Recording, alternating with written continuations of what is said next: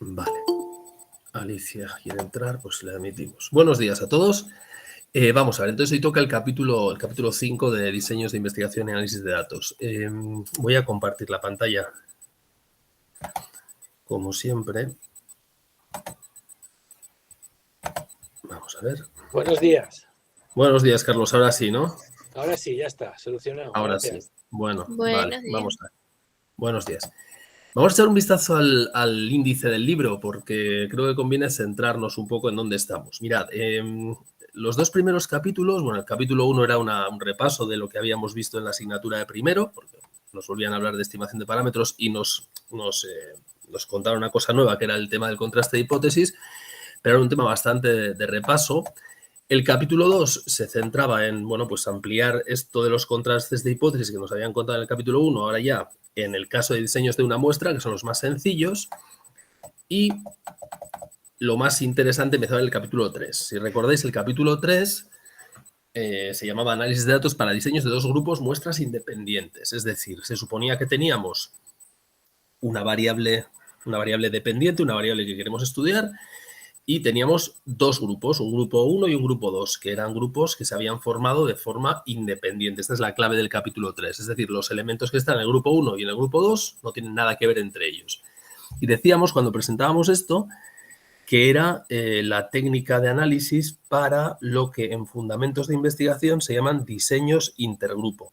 Es decir, cuando tenemos, como sabéis, ¿no? En diseño experimental, pues tenemos una asignación aleatoria de individuos a un grupo de control y a un grupo experimental. Bueno, pues esta es la típica situación que se analiza con lo que veíamos en el capítulo 3. Bien, pero aquí había, ya digo, solamente dos grupos, un grupo experimental y un grupo de control. Después, en el capítulo 4, que es el último que vimos, la cosa cambiaba. Yo os comentaba en la sesión pasada que estas técnicas que veíamos aquí, ya veis que se llama análisis de datos para diseños de dos grupos, muestras relacionadas, es la técnica estadística para analizar la situación que se da cuando tengo un pretest y un posttest, por ejemplo. Es decir, es el mismo colectivo el que tengo en un primer grupo y en un segundo grupo. Es decir, en realidad no es que haya dos grupos, es que es el mismo que lo he analizado dos veces. Y aquí veíamos en el capítulo, en la sesión anterior, que la idea clave es la idea de cambio. Es decir, nos interesa saber cómo ha cambiado el valor de la variable, perdonad que abra una Coca-Cola porque me quedo sin voz, cómo ha cambiado el valor de la variable desde un momento inicial hasta un momento posterior.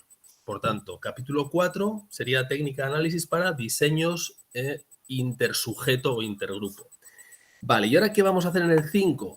Pues el 5 es una generalización del capítulo 3. No es más que eso, es decir, es como si volviéramos al capítulo 3 y dijéramos, estoy en diseños de tipo intergrupo, es decir, tengo una asignación aleatoria de sujetos a grupos experimental y grupo de control, pero en este caso, en el capítulo 5, ya no tenemos solamente dos grupos, sino que podemos tener todos los grupos que queramos. Esta es la única diferencia. Por tanto, así es como vamos a enfrentar este capítulo 5. Estamos pensando en, repito, diseños intergrupo. Tenemos que tener todos claro qué es esto, diseños intergrupo, en los que hay varios grupos, más de dos. Puede haber, por ejemplo, imaginad, como en los ejemplos que aparecen en el capítulo, pues un grupo al que se le administra un medicamento en cierta dosis, otro grupo elegido independientemente de ese, el que se le administra ese mismo tratamiento, pero en otra dosis mayor o menor, y un tercer grupo al que no se le asigna ningún tratamiento o se le da un placebo. Eso es lo que caracteriza a este tipo de diseños. Son diseños, por tanto, intergrupo en los que hay más de dos grupos. Preguntas sobre esto porque es clave entender de qué estamos hablando.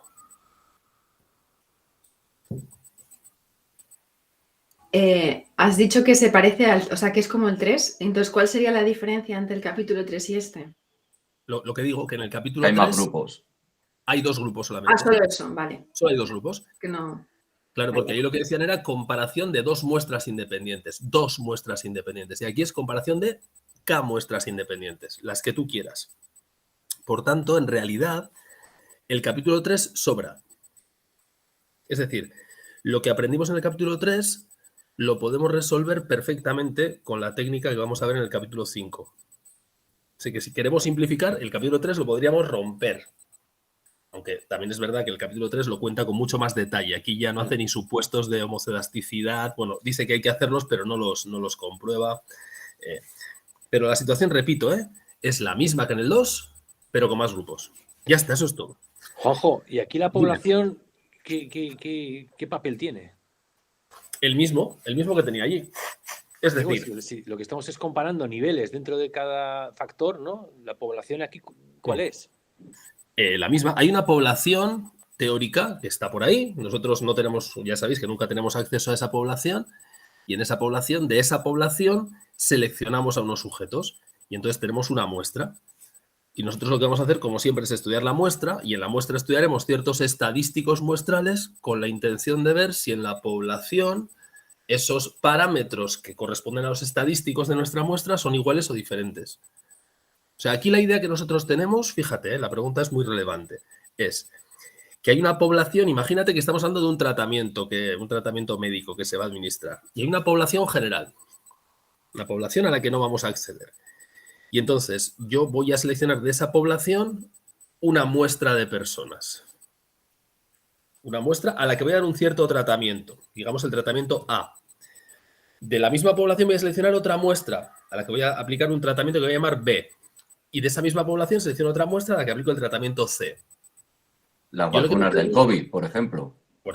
yo lo que me pregunto es si en la población el tratamiento que hoy voy a administrar, ABC, tiene más efecto el A que el B, o el B que el C, o el C que el A. O si por el contrario son todos iguales. Esa es mi gran pregunta. Por tanto, mi pregunta se refiere a parámetros en la población. Yo no quiero saber si mi medicina, si mi tratamiento es bueno en mi muestra. Lo que quiero saber es si tiene efecto en la población. Eso es lo que yo quiero, lo que me gustaría. Como no puedo hacerlo, tomo muestras. Y entonces lo que hago es veo en esas muestras qué ocurre. Es decir, calculo estadísticos muestrales. Y en función de esos estadísticos muestrales que yo tengo, voy a tomar decisiones sobre qué ocurre en la población. Digo, pues mira, como estoy viendo que en mis muestras el tratamiento A es mucho mejor que el B, pues de aquí infiero que en la población la media en la población A va a ser más alta, la media es según cuál sea la variable que esté midiendo, va a ser más alta o más baja, según lo que sea, que en la población B.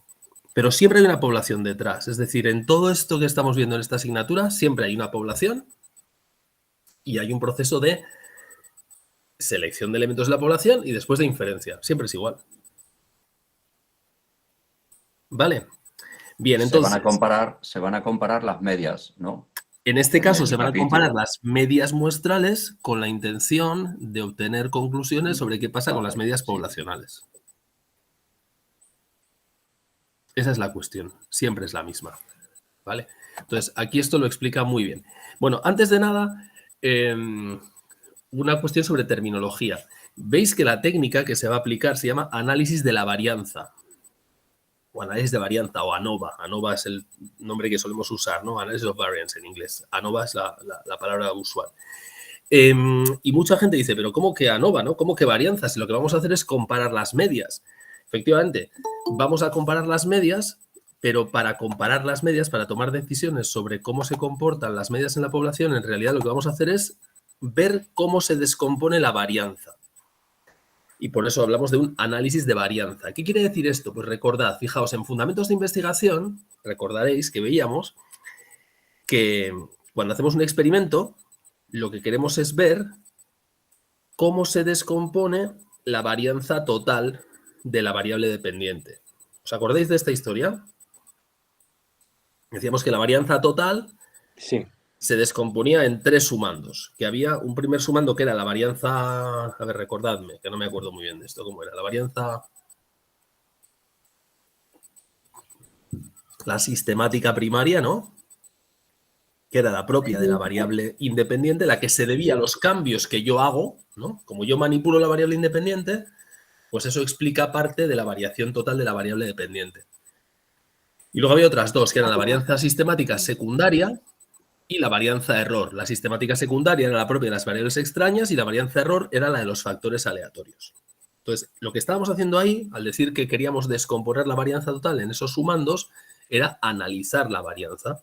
Bueno, pues lo que vamos a hacer aquí es exactamente eso. Vamos a analizar la varianza. Vamos a ver cómo se descompone la varianza total de la variable dependiente. Es decir, en un caso, imaginad, si yo tengo, repito, ¿no? un medicamento que voy a administrar a una serie de personas, o varios medicamentos, o un medicamento en varias dosis diferentes. Y lo que quiero ver es si mejoran o no mejoran su estado. Voy a evaluar su estado, por ejemplo, con un análisis de cierto, yo qué sé, voy a medir cierta característica de cierta determinación sanguínea de esas personas. Bueno, pues tendrán valores más altos o más bajos en la variable dependiente, habrá heterogeneidad, habrá cambios en la variable dependiente que se deberán en parte a que yo les estoy administrando ese tratamiento y en otra parte se deberán a factores que yo no estoy considerando. Por tanto, de eso va este tema. Se va de tratar de determinar de los cambios que se producen en la variable dependiente, qué parte se debe a que yo he manipulado la variable independiente y qué parte se debe a otros factores que yo no estoy controlando. Eso es todo lo que vamos a hacer. Ya, pero por eso te he preguntado yo qué papel tiene la población aquí, si lo que estamos comparando son dónde está el error, ¿no? Pero es que tú no dejas de trabajar con poblaciones en las asignaturas estas, creo. Es que la población está siempre presente. Claro, la población está siempre detrás, el concepto de población está siempre detrás. Lo que ocurre es que nosotros, lógicamente, no podemos trabajar con población. Hemos renunciado a trabajar con la población. Hemos dicho que vamos a trabajar siempre con censos. Con muestras. Con muestras. Entonces, renunciamos a trabajar con censos. Entonces, ¿aquí hacemos inferencias? Por supuesto que hacemos inferencias. Sí. Claro. Es decir, todas estas asignaturas de hacer inferencia. Sí, todo el rato estamos haciendo inferencias. Es decir, ahora, a partir de lo que nosotros observemos en la muestra, vamos a sacar conclusiones sobre la población. Pero por supuesto que hay inferencias. Sí, seguimos en inferencia. Toda la asignatura va de inferencia estadística. Todo el rato esa idea está detrás. Pero volviendo a lo que estaba diciendo, la clave, repito, de lo que vamos a tratar en este capítulo es, yo quiero ver por qué se producen los cambios en la variable dependiente. ¿Por qué unos niños saben hacer raíces cuadradas mejor que otros? Pues parte de la explicación será porque yo estoy usando un método de enseñanza diferente. Bueno, pues esa parte es la que yo quiero medir. Y luego habrá otros factores que no estoy teniendo en cuenta. Bueno, pues esos serán los que quedan en la parte de error aleatorio. Pero hay una parte que yo controlo, que es la variable independiente que yo manipulo y que hace que haya varios grupos. Bueno, pues ¿qué parte de la variación total viene explicada por eso? Eso es todo lo que vamos a ver. Bien, entonces, mi propuesta, leed tranquilamente lo que pone en el libro, tratad de entender lo que pone ahí porque es terriblemente confuso. Yo voy a explicarlo a través de ejemplos, ¿vale? Voy a ir con los ejemplos que están en el libro. Con el primero voy a intentar explicarlo con todo detalle, con el segundo si hace falta y con el tercero si es necesario. Pero ya repito, mi idea es intentar explicar con todo detalle los capítulos que hay en el libro, los ejemplos que hay en el libro. Entonces, os puse ayer un enlace, lo vuelvo a poner aquí por el chat. Yo creo que hasta el punto 5.5, que es el que yo he llegado, que es sobre todo teoría, yo creo que se entiende, hasta ahí se entiende bastante bien, creo. Bien, pues me alegro mucho. A mí A partir de ahí. Lo leí ayer y me resultaba bastante confuso. Os he puesto el enlace aquí para mí no está nada claro. Os he puesto el enlace Para mí tampoco. De los ejercicios, aquí lo tenéis. Si hacéis clic ahí, vais a entrar en esta hoja, en este libro de Excel. Bueno, de Excel no es desde Google, es un Google Spreadsheet, vamos. Tenéis aquí como veis, tiene tres pestañitas y vamos, bueno, se llaman ejemplo 5.2, ejemplo 5.3 y ejercicio de autocomprobación, que son los 3 ejercicios que hay en el libro, en este capítulo. Entonces vamos a echar un vistazo al ejemplo 5.2. Vamos a ver qué nos dicen en el libro sobre el ejemplo 5.2 y así entendemos de qué estamos hablando. Vamos a ver.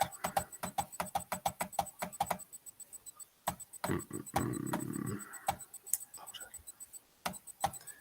Yo creo que es este, ¿no?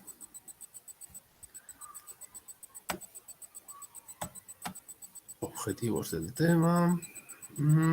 Página 169 tengo yo. Vale, muchas gracias. Aquí está, perfecto. Bueno, nos dicen aquí. Voy a ponerlo un poco más grande para que lo veáis mejor. Dice, supongamos que tenemos una muestra aleatoria de 9 sujetos. Para empezar, muestra aleatoria. Por tanto, ya nos están diciendo que hay una población de la que nosotros vamos a extraer esta muestra aleatoria. Hay 9 sujetos que puntúan alto en ansiedad. Vale, y con estos 9 sujetos, dice que aquí vamos a formar 3 grupos en función de 3 dosis distintas de cierta droga. Vale, por tanto, ya nos están diciendo muchas cosas. Nos están diciendo, para empezar, perdón, voy a leer un poquito más. Queremos comprobar si estas dosis influyen en el estado de ansiedad de los sujetos. Por tanto, ya nos han dicho cuál es la variable dependiente. Nos han dicho cuál es la variable independiente. Nos han dicho cuántos tratamientos o cuántos valores diferentes tiene la variable independiente. Todo eso ya lo tenemos que tener claro. Os escucho. ¿Cuál es la variable dependiente aquí? El estado, ¿cómo influye en el estado de la ansiedad? No, la variable dependiente. La ansiedad. La ansiedad. Sí. ¿Cómo influye ya no es la variable? La variable es estado de ansiedad de los sujetos. Esa es la variable. ¿Vale? Y en la población, de la cual no nos hablan aquí, pero hay una población de sujetos que tienen un estado alto de ansiedad, porque estamos hablando de ellos. Estamos hablando de sujetos con una puntuación alta de ansiedad. Luego esa es la población teórica que está ahí detrás. ¿Vale? Perfecto. ¿Cuál es la variable independiente? La que yo manipulo. La dosis. Las 3 dosis. Eso es los niveles. El factor es la droga, ¿no? El factor, el factor sería, la droga que yo les voy a dar, el tratamiento, la medicina que les voy a dar. ¿Y cuántos niveles o tratamientos tiene ese factor? Hay 3.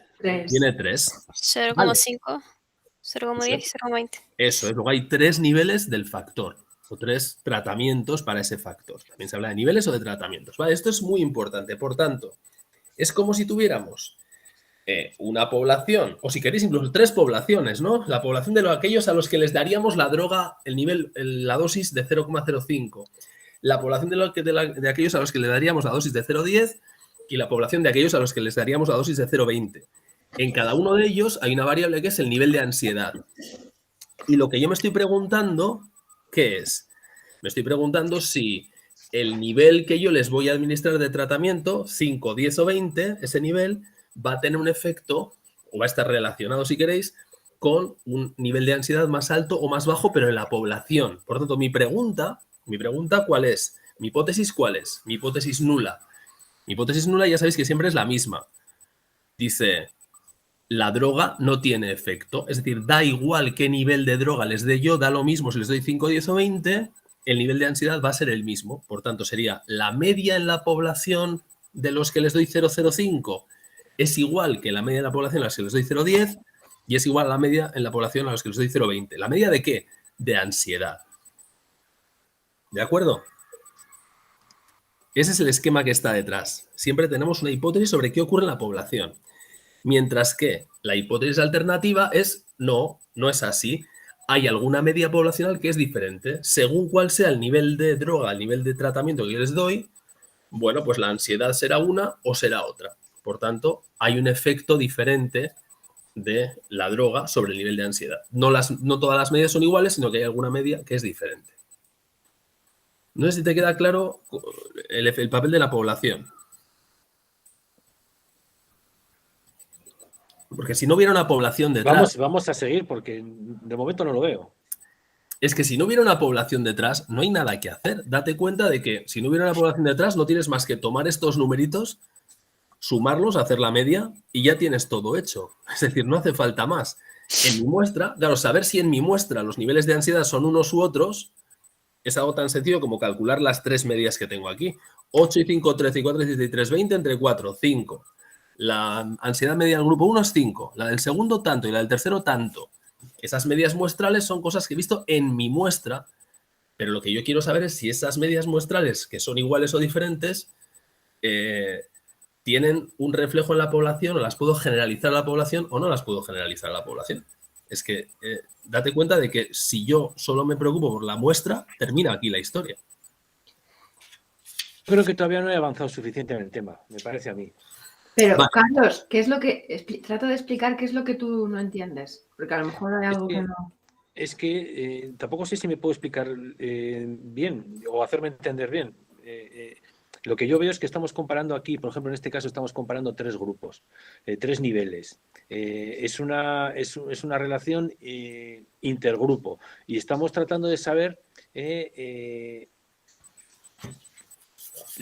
los diferentes errores que se dan. ¿Qué error es debido al efecto de la droga y qué error es debido al... ¿Qué variación? No sí, error. perdón. ¿Qué variación? Sí, exactamente.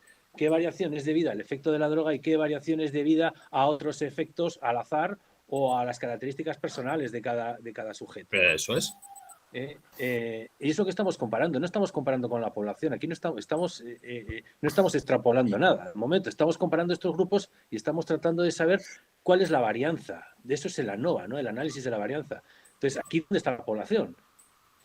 Bueno, es que estos resultados que den de esta población, que aunque es pequeña, me imagino que la población en general, o sea, esta muestra, o sea, porque esto es una muestra de 9 personas. Entonces, esta muestra de 9 personas, según, como dice aquí, es una muestra aleatoria.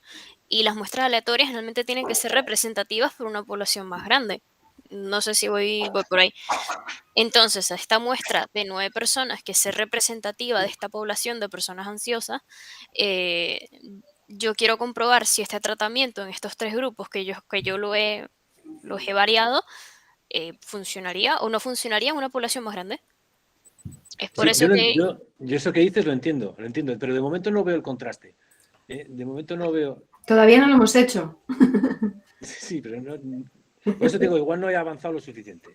O sea, también mira las hipótesis. En este caso, mira las hipótesis de cada una que hemos planteado. O sea, si se plantean las hipótesis sobre la población, se asume que es sobre la población que yo voy a trabajar. Sobre la muestra voy a trabajar sobre la población muy inferior. Pero fíjate, si tú coges este grupo 3 que tienes aquí, lo estáis viendo, ¿verdad? El A3. ¿Lo ves? ¿Veis el grupo este de aquí, el de la derecha? Sí. Vale, si lo tachas, si lo quitas de aquí y solamente tienes 2 grupos, el grupo 1 y 2, estás exactamente en la misma situación que en la que estabas en el capítulo 3. Exactamente la misma.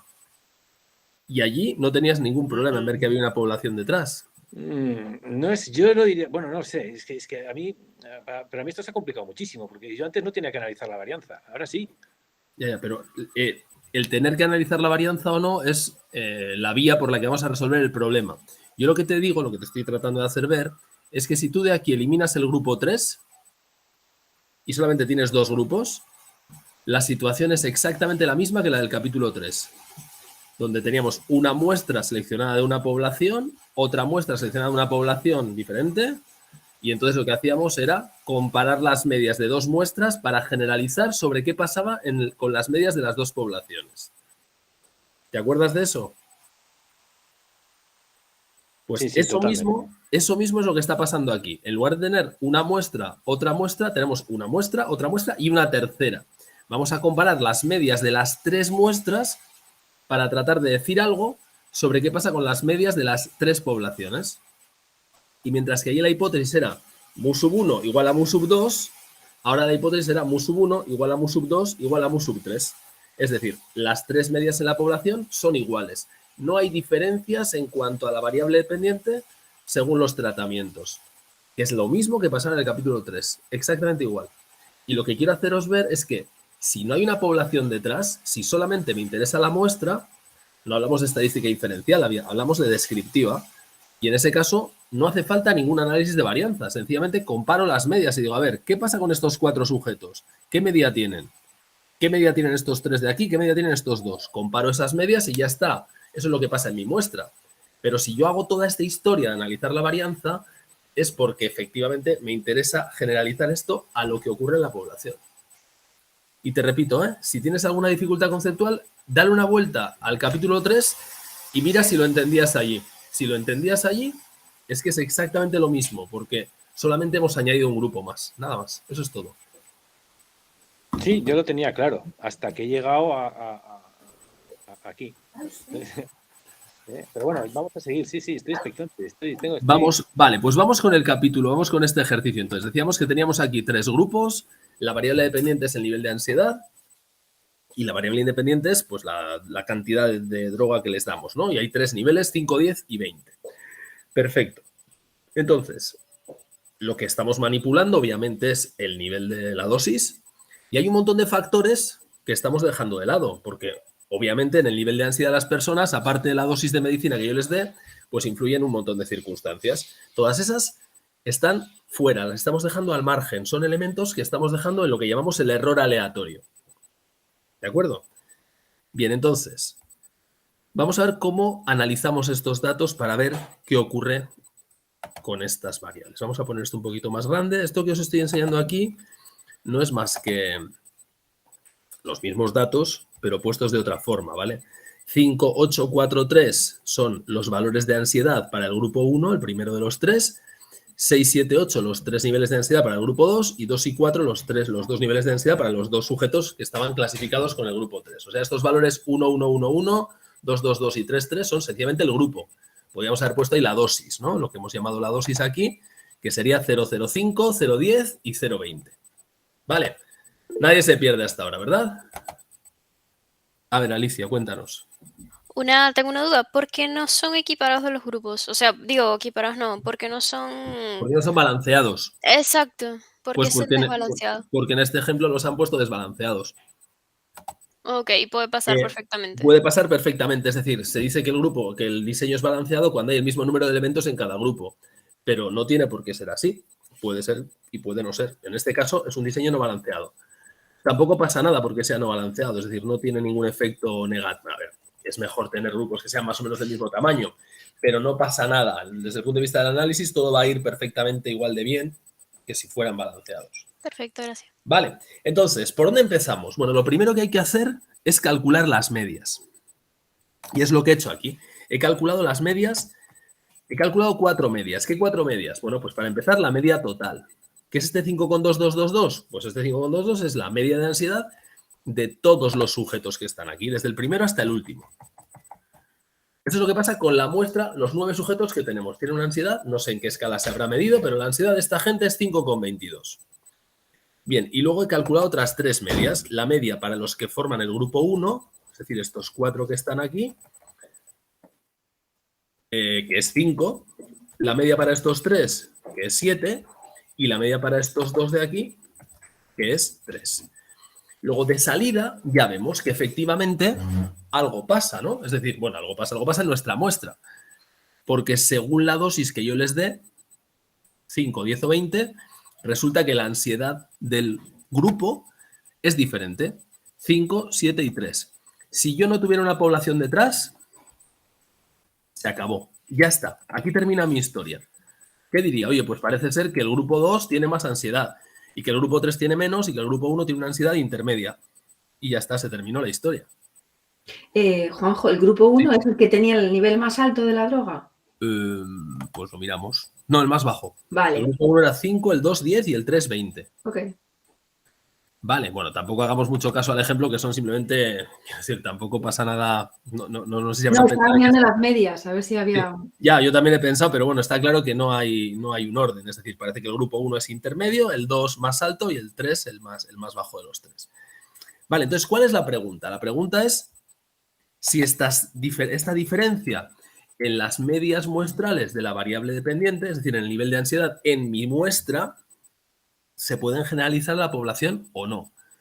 Esa es la pregunta a la que vamos a responder. Y para todo eso, para responder a esa pregunta tan sencilla, tenemos que hacer todos estos cálculos que están aquí a la derecha. Todo esto es lo que hay que hacer, que aparentemente es mucho, pero ya vais a ver que no es para tanto. ¿Vale? ¿Hasta aquí vamos bien?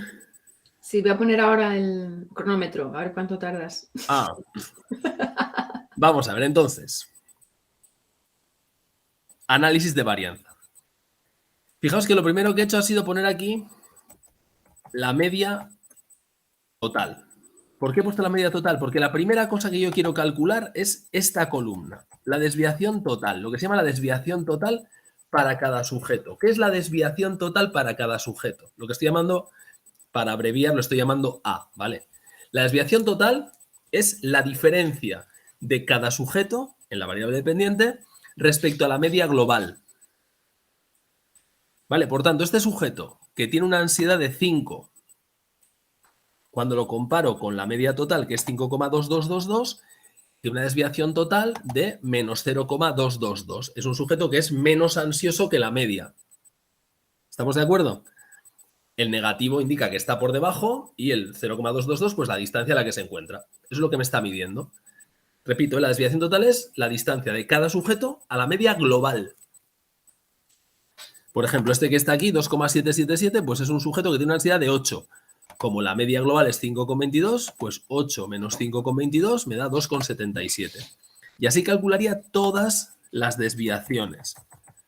Ya lo hemos hecho muchas veces, ¿no? Cuando calculamos la varianza, os sonará, ¿no? Cuando calculamos la varianza, allá por los primeros capítulos de la asignatura de primero, pues efectivamente calculamos las desviaciones, que es la distancia que hay de cada valor a la media. ¿Problemas con esto? Ninguno, ¿no? Sí, una pregunta muy tonta. Vamos, Bien. que es una pregunta muy tonta. ¿Cómo sacaste la media total? ¿Cómo saqué la media total? Sí. Esto de aquí, Ujú. sumando todos estos elementos y dividiendo entre 9, en este caso, porque hay 9 observaciones, ¿no? 2, 4, Ya, 5. claro, obvio. Ya. Sí. O sea, el 5, el 8, el 4, el 3, 6, 7, 8, 2 y 4. 5 más 8 más 4 más 4 entre 9. Y eso da 47 entre 9, 5,22. Vale.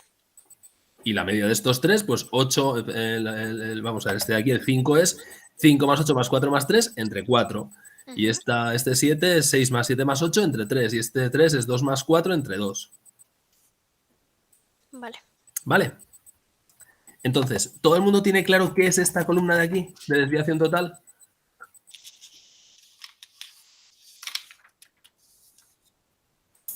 Sí, sí. Queda claro, vale. Está claro, yo creo que es clarísimo. Es la distancia que hay de cada sujeto a la media total. Por ejemplo, este tipo que está aquí, menos 3,22, pues es un sujeto que está 3 puntos de ansiedad por debajo de la media, porque tiene una ansiedad de 2 cuando la ansiedad media es 5,22. Bien. Entonces, la pregunta es, ahora vamos a construir las columnas B y C, que son las que hay que entender bien. La pregunta es, ¿por qué este sujeto que tiene una ansiedad de 5 tiene una ansiedad, tiene esta desviación? ¿Por qué está 0,2222 por debajo de la media? ¿Cuál es la razón? Y hay dos razones, o lo que buscamos aquí son dos razones. Una razón es que nosotros le hemos dado una medicina en cierta dosis, que le hemos dado la dosis 0,05 de la medicina. Esa es una de las razones. Y la otra razón es que este sujeto tiene características peculiares, suyas, propias, que le hacen tener una ansiedad determinada. Entonces se trata de explicar. Estas dos columnas que están a la derecha tratan de explicar por qué este sujeto tiene una desviación negativa de 0,22222. Y la primera columna, la B, dice, este sujeto tiene esta desviación porque está en el grupo 1. Y la siguiente columna dice, este sujeto tiene esta desviación porque tiene características especiales más allá de estar en el grupo 1. ¿Vale? Así que vamos a intentar entender la primera. ¿Qué es este menos 0,22222? Bueno, pues esto es la diferencia que hay entre la media del grupo 1 y la media global. Es decir, este sujeto es del grupo 1. Vamos a pensar que todos los sujetos del grupo 1, en vez de tener estos valores, 5, 8, 4 y 3, que son los que tienen, ¿vale? Estos son los valores reales de los sujetos que están en el grupo 1, vamos a pensar que tienen todos el valor de la media de su grupo. Por tanto, 5, 5, 5 y 5. Todos tienen valor 5. En ese caso, ¿cuánto de esta desviación se debe al hecho de que este sujeto está en el grupo 1? Bueno, pues la diferencia que hay entre la media del grupo 1 y la media global. Porque ¿qué pasa? Que en el grupo 1 la media es 5, mientras que la media global es 5,2222. Luego los del grupo 1, los 4 primeros, por término medio están por debajo de la media. ¿Cuánto por debajo? Menos 0,22222. ¿Y eso para quién es? Para el primero, para el segundo, para el tercero y para el cuarto. ¿Por qué? Pues porque estos 4 sujetos son del grupo 1 y por tanto, como la media del grupo 1, que es 5, es menor que la media global, les vamos a asignar un efecto del tratamiento, esto se llama el efecto del tratamiento, el alfa, del que hablaba ayer, creo que era Carlos. El alfa, este alfa es, en este caso, menos 0,222. ¿Qué mide este alfa? El efecto del tratamiento número 1, la dosis 0,05, que como se ve aquí, tiene un efecto de reducir de 5,222 a 5. ¿Vale? Y claro, y entonces, claro, es constante. Claro, es constante para todos los elementos de su grupo. Claro, por el hecho de pertenecer a este grupo, este sujeto en particular, estos 4 sujetos, tienen menos ansiedad. ¿Por qué? Pues porque el grupo 1 tiene por término medio menos ansiedad que la media total. ¿Sí? Sí, sí. ¿Y estos de aquí dónde salen? ¿Qué son estos 3 valores de aquí? El 1,77777777. ¿Qué es eso? La media del de 7. ¿No? Es lo mismo para el grupo 2. Claro, grupo 2. ¿Qué ansiedad tiene el grupo 2 por término medio? 7. ¿Qué ansiedad hay por término medio entre todos? 5,22. Por tanto, el grupo 2 por término medio tiene 7 menos 5,22222 de efecto adicional de ansiedad. Tiene más ansiedad. ¿Cuánto más que la media? 1,77, que es la diferencia entre 7 y 5,22. Y eso es común para todos los elementos que están en el grupo 2. ¿Vamos bien? O sea que entonces alfa es la variación que hay debida al tratamiento. Es el efecto del tratamiento. La variación será cuando la sumemos y la elevemos al cuadrado. Eso vendrá más tarde. Pero sí, es eso, es la desviación que se debe al hecho de que pertenece a ese grupo. Y dentro de ese valor puede entrar todo tipo de ¿cómo se llama? De razones, ¿no? No, la razón es el tratamiento, porque lo único que caracteriza, claro, lo único que caracteriza a este grupo es que le estoy dando una dosis u otra dosis del medicamento. Daos cuenta de que hay una asignación aleatoria, supone que los sujetos son homogéneos. Lo único que cambia es que tengo 3 grupos que se diferencian en la dosis que les estoy dando. Luego, este menos 0,222 es algo que puedo asignar exclusivamente al hecho de que le estoy dando una dosis determinada. Este 1,77 a la otra dosis y este menos 2,22 a la otra dosis. Y eso así es todo, o sea, así se hace. Sí, ya está, no hay más. Ya veis que no es tan complicado. Y aquí pasa lo mismo. ¿Dónde sale este menos 2,2222? Pues sale de que el grupo 3, que son los dos últimos, tienen por término medio una ansiedad de 3. Como la ansiedad promedio es 5,22, por pertenecer al grupo 3 se espera de ti que tengas menos ansiedad. ¿Cuánto menos ansiedad que la media? Pues menos 2,2222, que es la diferencia que hay entre 5,22 y 3. Juanjo. Dígame. No sé, a ver, es que, ¿por qué es interesante o por qué es importante conocer de dónde viene el error para poder hacer una inferencia, para poder hacer el contraste? Porque se trata de ver, lo que estamos tratando de ver es, nosotros tenemos una variación total en la variable dependiente que es la ansiedad. Y hay multitud de razones por las que puede haber diferencias de ansiedad. Nosotros estamos seleccionando una de ellas. Y esa que estamos seleccionando es la dosis que estamos dando de la medicina, porque pensamos que puede tener un efecto. Y estamos dejando de lado todo el resto de factores que pueden tener un efecto en la ansiedad, que son otras características, factores aleatorios. Entonces, ¿cuándo puedo decir yo que la medicina tiene un efecto sobre la ansiedad?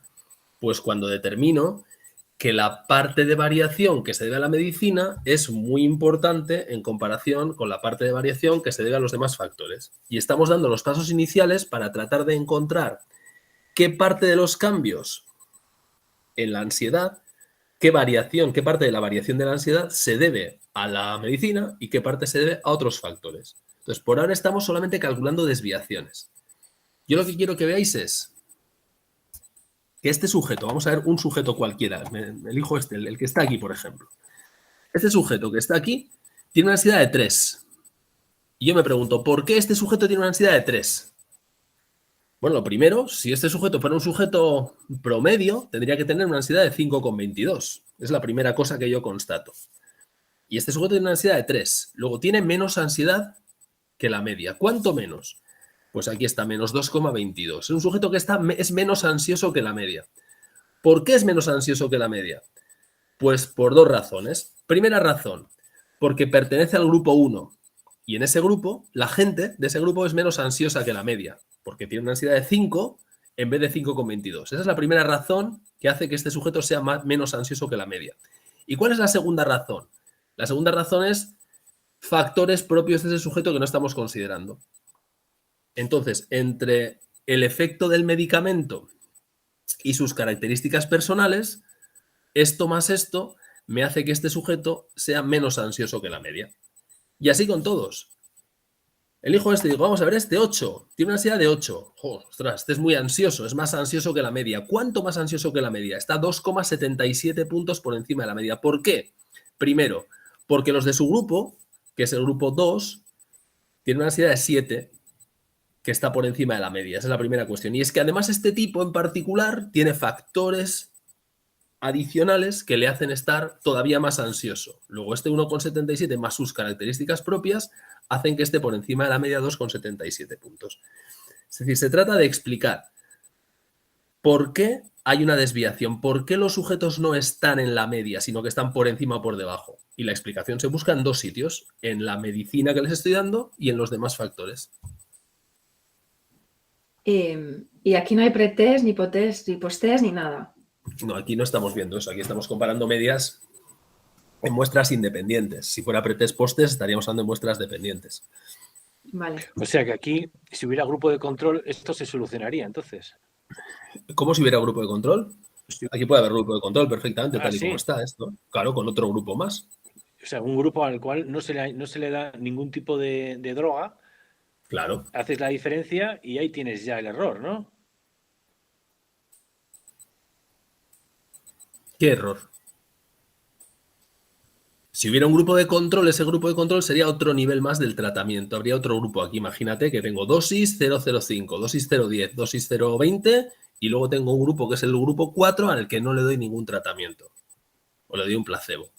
Entonces tendría unos niveles de ansiedad aquí observados, tendría su media, sus desviaciones, sería todo igual. Pero el grupo de control no sería más que un grupo más, es decir, no añadiría más que un grupo más. No entiendo eso que me dices, ya tendríamos el error. ¿Qué quieres decir con eso? Quiero decir que evitaríamos los cálculos simplemente contrastando las medias de cada grupo con las medias del grupo de control. Ya tendríamos la diferencia debida al factor, ¿no? Sí, pero eso sería en todo caso algo que has observado en tu muestra. Eso es. Sí, estaríamos exactamente igual que con esta parte de aquí. Tendríamos unas medias muestrales. Tendrías otra media aquí que podría media G4, que sería el grupo de control. Tendrías otra media y te preguntaría si esas diferencias de medias que has observado en tu muestra, porque estos no son más que medias en las muestras, se pueden generalizar o no a la población. Es decir, el problema de generalizar a la población seguiría estando exactamente igual. Porque, repito, si tienes un grupo de control sigue siendo una muestra. No es nada más que una muestra. Y una duda, la fórmula para sacarla del tratamiento, la que dice tratamiento B, es media del grupo entre la media total. Menos la media total. Menos. Claro, Okay. claro. Esto de aquí, este menos 0,22, es sencillamente hacer 5 menos 5,22. El 1,77 es 7 menos 5,22. Y el menos 2,22 es 3 menos 5,22. Y estás haciendo una comparación intergrupos ahora, ¿no? Claro, estoy comparando las medias del grupo 1, del grupo 2 y del grupo 3. Estoy viendo si esas medias muestrales, que son diferentes, me pueden llevar a decir que las medias poblacionales también son diferentes o no. Y el C, la columna que dice aleatorio, no sé, valor aleatorio, no sé qué. Error aleatorio. Es la resta de entre la primera y la segunda, la diferencia. Ahora vamos, es que ahí no hemos llegado. Vale, por eso Un error aleatorio es la diferencia que hay, vamos a ver, entre cada sujeto, el valor de cada sujeto y la media de su grupo. Por ejemplo, este que está aquí. Vamos a verlo. Cogemos este elemento otra vez y vemos toda la fila que está aquí, ¿vale? Ansiedad 8. La media de ansiedad en todo el grupo, la global es 5,22. Es un sujeto que es más ansioso que la media. ¿Cuánto? 2,77 puntos por encima. ¿De dónde sale 2,77? Pues de 8 menos 5,22. ¿Por qué este sujeto es más ansioso que la media? Por dos razones. Primera razón. Pues porque en este grupo en particular las personas son más ansiosas por término medio. Fijaos que el grupo 2 tiene una ansiedad media de 7, mientras que la ansiedad media de todos es 5,22. Luego, este grupo tiene una ansiedad de 1,77 puntos más que la media total. Y además, este sujeto en particular, que tiene una ansiedad de 8, está un punto por encima de la ansiedad de su grupo. 8 menos 7, 1. ¿Vale? Así que, ¿de dónde sale esta tercera columna? Sale de restar el valor de ansiedad de cada sujeto, restarle a eso la media de su grupo. Por ejemplo, 0. ¿Por qué es 0? 5 menos 5. ¿Este por qué tiene 3? Pues porque tiene una ansiedad 8, cuando la ansiedad media en su grupo es 5. 8 menos 5, 3. 4. 4 menos 5, menos 1. 3 menos 5, menos 2. ¿De acuerdo? ¿Veis de dónde salen los números? Sí, sí. Vale, entonces desviación total, lo repito. Diferencia entre la ansiedad de cada persona y la media total. Tratamiento, diferencia entre la media del grupo y la media total. Y error aleatorio, diferencia entre el valor de cada individuo y la media de su grupo. Y lo interesante es darse cuenta de qué quiere decir esto. Repito, lo interesante es ver Perdona, ¿puedes volver a repetir? A ver si lo tengo bien apuntado. desviación total. Es la diferencia entre el valor de ansiedad, esta columna, y la media total. Ujú. Lo que nos mide es cuánto se desvía cada sujeto de la ansiedad media global. ¿Por qué es más ansioso que la media, no? ¿Cuánto más ansioso que la media es este sujeto? Pues este está por debajo, este por encima, este tal. Siguiente columna, el tratamiento, el efecto del tratamiento. Esta es la diferencia entre la media de cada grupo y la media global. Porque resulta que en este grupo, el primero tiene una ansiedad de 5, mientras que la ansiedad global es 5,22. Luego está por debajo en 0,22. Este está por encima y este está por debajo en menos 2,22. Luego esta es la diferencia entre la media de cada grupo y la media global. Y finalmente el error aleatorio es la diferencia entre la puntuación de cada sujeto y la media de su grupo. Vale, gracias. Y ahora lo interesante es darnos cuenta de que si miramos estos tres elementos, lo que estamos haciendo es explicar por qué un sujeto es más o menos ansioso que la media. Entonces, elegimos el que queráis. Vamos a elegir este, el último. Ansiedad, 4. Es un sujeto menos ansioso que la media, que es 5,22. ¿Cuánto menos? Menos 1,22. Está por debajo, menos 1,22. ¿Por qué está menos 1,22 por debajo? Por dos razones. Primero, porque su grupo de salida es un grupo menos ansioso que la media y por tanto tiene menos 2,2222 por estar en su grupo, por ser del grupo 3, que es el que tiene cierta dosis de medicina. Y este sujeto en particular resulta que está por encima de la media de su grupo, porque en su grupo la media es 3 y él tiene 4, tiene particularidades que le hacen subir la ansiedad a un punto. Por tanto, menos 2,22 más 1, menos 1,22. ¿Qué quiero deciros con esto? Que la columna, y esta es la siguiente cosa que tenemos que darnos cuenta, que la columna A es la suma de las columnas B y C. Porque las columnas B y C son la explicación de la columna A.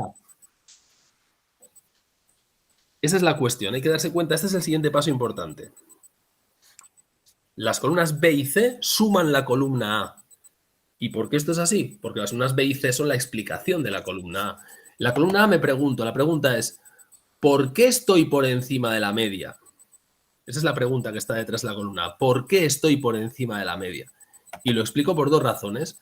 Porque pertenezco a un grupo, columna B, y porque tengo características particulares, columna C.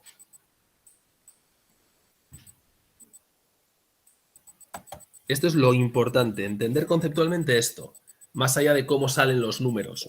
Es importante saber de dónde salen los números, pero lo más importante es entender qué está detrás, ¿no? Lo repito, la columna A es la suma de la B y la C. ¿Por qué? Porque las columnas B y C nos responden a por qué se da el valor de A. ¿Por qué este sujeto está por encima de la media en ansiedad? ¿Por qué tiene 2,77 puntos más que la media? Por dos razones. Primero, porque está en un grupo que tiene menos ansiedad que la media, con lo cual tendría que tener una desviación negativa, pero es que este tipo tiene particularidades suyas propias que le hacen sumar 3 puntos por encima. Y entonces, menos 0,22, el efecto de su grupo, más 3, el efecto de sus características personales, tienen al final un efecto en la ansiedad de subirla por encima de la media 2,77 puntos. O vamos con este que está aquí. ¿Qué le pasa a este? Pues tiene una ansiedad de 6. Sí, dime. Este error aleatorio es el mismo, se refiere al error experimental. Eso es. Eso es, ¿no? Eso es, sí, sí. Pues Es el efecto de los factores ajenos a lo que estamos considerando nosotros ahí, que es solamente la dosis. Bien, bien. Sí, sí. Es que pensaba que había un error nuevo, porque como en el manual dice error experimental... Ah, bueno. ¿no? No, llámalo a experimental si quieres, si te gusta, me da lo mismo. Vale. Es la desviación debida a factores no considerados. Vale, entonces, por ejemplo, voy con el último ejemplo. Este tipo tiene una ansiedad de 6, está por encima de la media 0,77. ¿Por qué? Pues primero, porque es del grupo 2, que es un grupo de gente ansiosa, claramente, ¿no? Está por encima, 1,77. Pero este señor tiene ciertas particularidades que compensan, de cierta forma, ese exceso de ansiedad del grupo 2 y la reducen en un punto, con lo cual 1,77 menos 1, 0,77. Por tanto, esto a desviación total se le llama así, desviación total. ¿Cuánto me desvío? Pues te desvías esto por 2 razones. Una, el grupo al que perteneces y otro, tus características personales. Vale, preguntas sobre esto. Que me acabo de perder completamente. Joder, pues ya lo siento. No, Entonces, o sea, lo que digo es que en este caso había apuntado que el tercero era el valor de cada sujeto menos la media del grupo. ¿este de aquí? Sí. Claro, claro. ¿Y por qué te pierdes? O porque ahora empezaste a sumar y he hecho cortocircuito. No, pero una cosa es cómo lo calculas. Tú este numerito de aquí lo has calculado haciendo 5 menos 5, que es el valor del sujeto menos la media de su grupo. Pero ¿qué es lo que mide eso? Eso lo que mide es las características de ese sujeto más allá de su pertenencia al grupo. Por eso estás diciendo mi valor menos el valor de los de mi grupo. Si Vale, mi ya. grupo tiene un valor de 5 y yo tengo un valor de 5, soy como mi grupo, por tanto, no hay elementos particulares propios. Pero este sujeto que está aquí, que tiene un valor de 8, cuando su grupo tiene una media de 5, resulta que tiene una desviación propia suya de 3 puntos. 8 menos Claro. 5, 3. Vale, ya, listo. Gracias. Entonces, eso es el cálculo, pero el cálculo sería 8 menos 5, pero la razón, lo que estamos midiendo es cómo me separo yo de mi grupo, lo distinto que soy de mi grupo. Lo digo una vez más de otra forma. Esto es lo distinto que yo soy del colectivo global. Esto es lo distinto que es mi grupo del colectivo global. Y esto es lo distinto que soy yo de mi grupo. Estamos Vale, ya. separando mi rareza, lo raro que yo soy, sería la columna A, lo raro que es este sujeto, lo estamos dividiendo en 2 partes. Lo raro que es su grupo y lo raro que es él respecto a su grupo. O sea, de lo más general a lo más particular. Claro. Sí, Vale. sí, es que es eso. Este 2,77, ¿qué es? ¿Cómo me separo de la globalidad? Es decir, lo raro que yo soy. ¿Cómo de raro soy? 2,77. ¿Y por qué eres así de raro? Por 2 razones. Una, porque tu grupo es así de raro y porque comparándote con el grupo tú eres así de raro. Por tanto, entre lo que es tu grupo se separa de lo que es la media y lo que tú te separas de tu grupo, entre los dos componéis lo raro que tú eres respecto a la media global. No es más que dividir una distancia en 2 cachos. ¿Por qué me alejo de la globalidad? Porque soy de un cierto grupo y porque me alejo de cómo es mi grupo. ¿Y la media sigue siendo una distribución normal? Eso se supone, eso está por ahí, ¿no? Y dice que una de las hipótesis es que en las poblaciones se supone que las variables tienen que tener distribución normal, que tienen que ser homocedásticas y tal, pero vamos, eso es otra batalla, luego ya lo comentaremos. ¿Se entiende, por tanto, estas 3 columnas de aquí? Esta es la clave del capítulo. Es que si entiendes esto ya está todo. Pero esto es específico solo de estas muestras. ¿Cómo de estas muestras? O sea, ese trabajo que hemos hecho ahora es relacionado específicamente al test que se está haciendo, ¿no? No entiendo la pregunta. O sea, lo que estamos estudiando aquí es referente al problema con las muestras que hemos seleccionado. No se puede llevar fuera a otra cosa, sino a lo que estamos haciendo. Bueno, vamos a ver, lo que estamos tratando de generalizar esto a la población. El Pero eso esfuerzo ahora viene es tratar ahora, de después, generalizarlo cuando fuera de la terminemos. muestra. Por Vale. ahora simplemente estamos trabajando con la muestra. Eso. Estamos haciendo cálculos con la muestra. Estamos Vale. calculando el estadístico de contraste. Porque esto sigue siendo una prueba de hipótesis, como siempre. Hay una prueba de hipótesis y tiene las partes que tienen todas las pruebas. Hipótesis nula, alternativa, estadístico de contraste, distribución, todo igual. Pero por ahora solamente estamos peleándonos para extraer el estadístico de contraste. Y el primer paso es este. El primer paso es establecer para cada sujeto cómo se desvía de la media y por qué. Y entonces, ¿cómo se desvía de la media? Columna A. Se desvía así. ¿Por qué? Por dos razones. Porque es de un grupo y porque tiene características especiales comparado con su grupo. Decidme que esto lo habéis entendido, porque si no, no podemos seguir.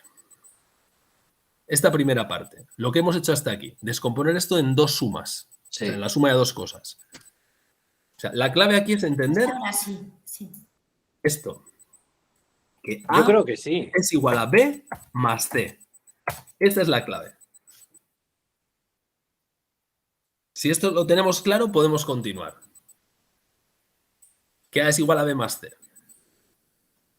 Bueno, pues voy a suponer, como no me decís nada, que es que sí. Yo Mirad, creo que sí, Juanjo, yo creo que Vale. sí. Lo que pasa Bien. es que, bueno, sí, yo creo que sí. Vamos, tal y Venga, como lo pues- dices tú, sí. Vamos a continuar. Entonces, fijaos que aquí he hecho la suma de esto y me da 0, he hecho la suma de esto y me da 0, y he hecho la suma de esto y me da 0. Esto tiene que ser así. Tiene que ser así. ¿Por qué? Hombre, pues porque ya lo sabemos. Aquí tengo las desviaciones de cada sujeto respecto a la media. Y sabemos perfectamente, porque lo vimos en análisis de datos, que las desviaciones de los sujetos respecto a su media suman 0, porque se compensan. Hay algunas positivas y otras negativas, y la suma de todas estas desviaciones tiene que dar 0. Si no da 0, vamos mal. Seguro. Siempre tiene que dar 0. Vale, más cosas que tienen que pasar. También tiene que pasar, fijaos, que esta suma de aquí de 0, claro, porque yo lo que estoy haciendo es ahora comparar las medias de cada grupo con la media total. Entonces, si yo coloco a todos los sujetos, fijaos que es como si yo sustituyera a estos 4 sujetos que están aquí por su valor central, que es el 5, estos 3 sujetos por su valor central, que es el 7, y estos 2 por su valor central, que es el 3. Bueno, pues lógicamente las diferencias de esos sujetos respecto a la media también tienen que dar 0. Ya veis que efectivamente sumo todo esto y esto da 0. Y la tercera columna, la C, también tiene que dar 0, pero no solo da 0 la columna C, sino que dentro de cada grupo, fijaos, también tiene que sumar 0, porque estos 4 numeritos que están aquí, que nadie se pierda, son, recordad, el valor de cada individuo menos la media de su grupo. Luego, en cada grupo, aquí estoy calculando la suma de desviaciones respecto a la media del grupo. 0 más 3 menos 1 menos 2 da 0. Estos 3 también me dan 0.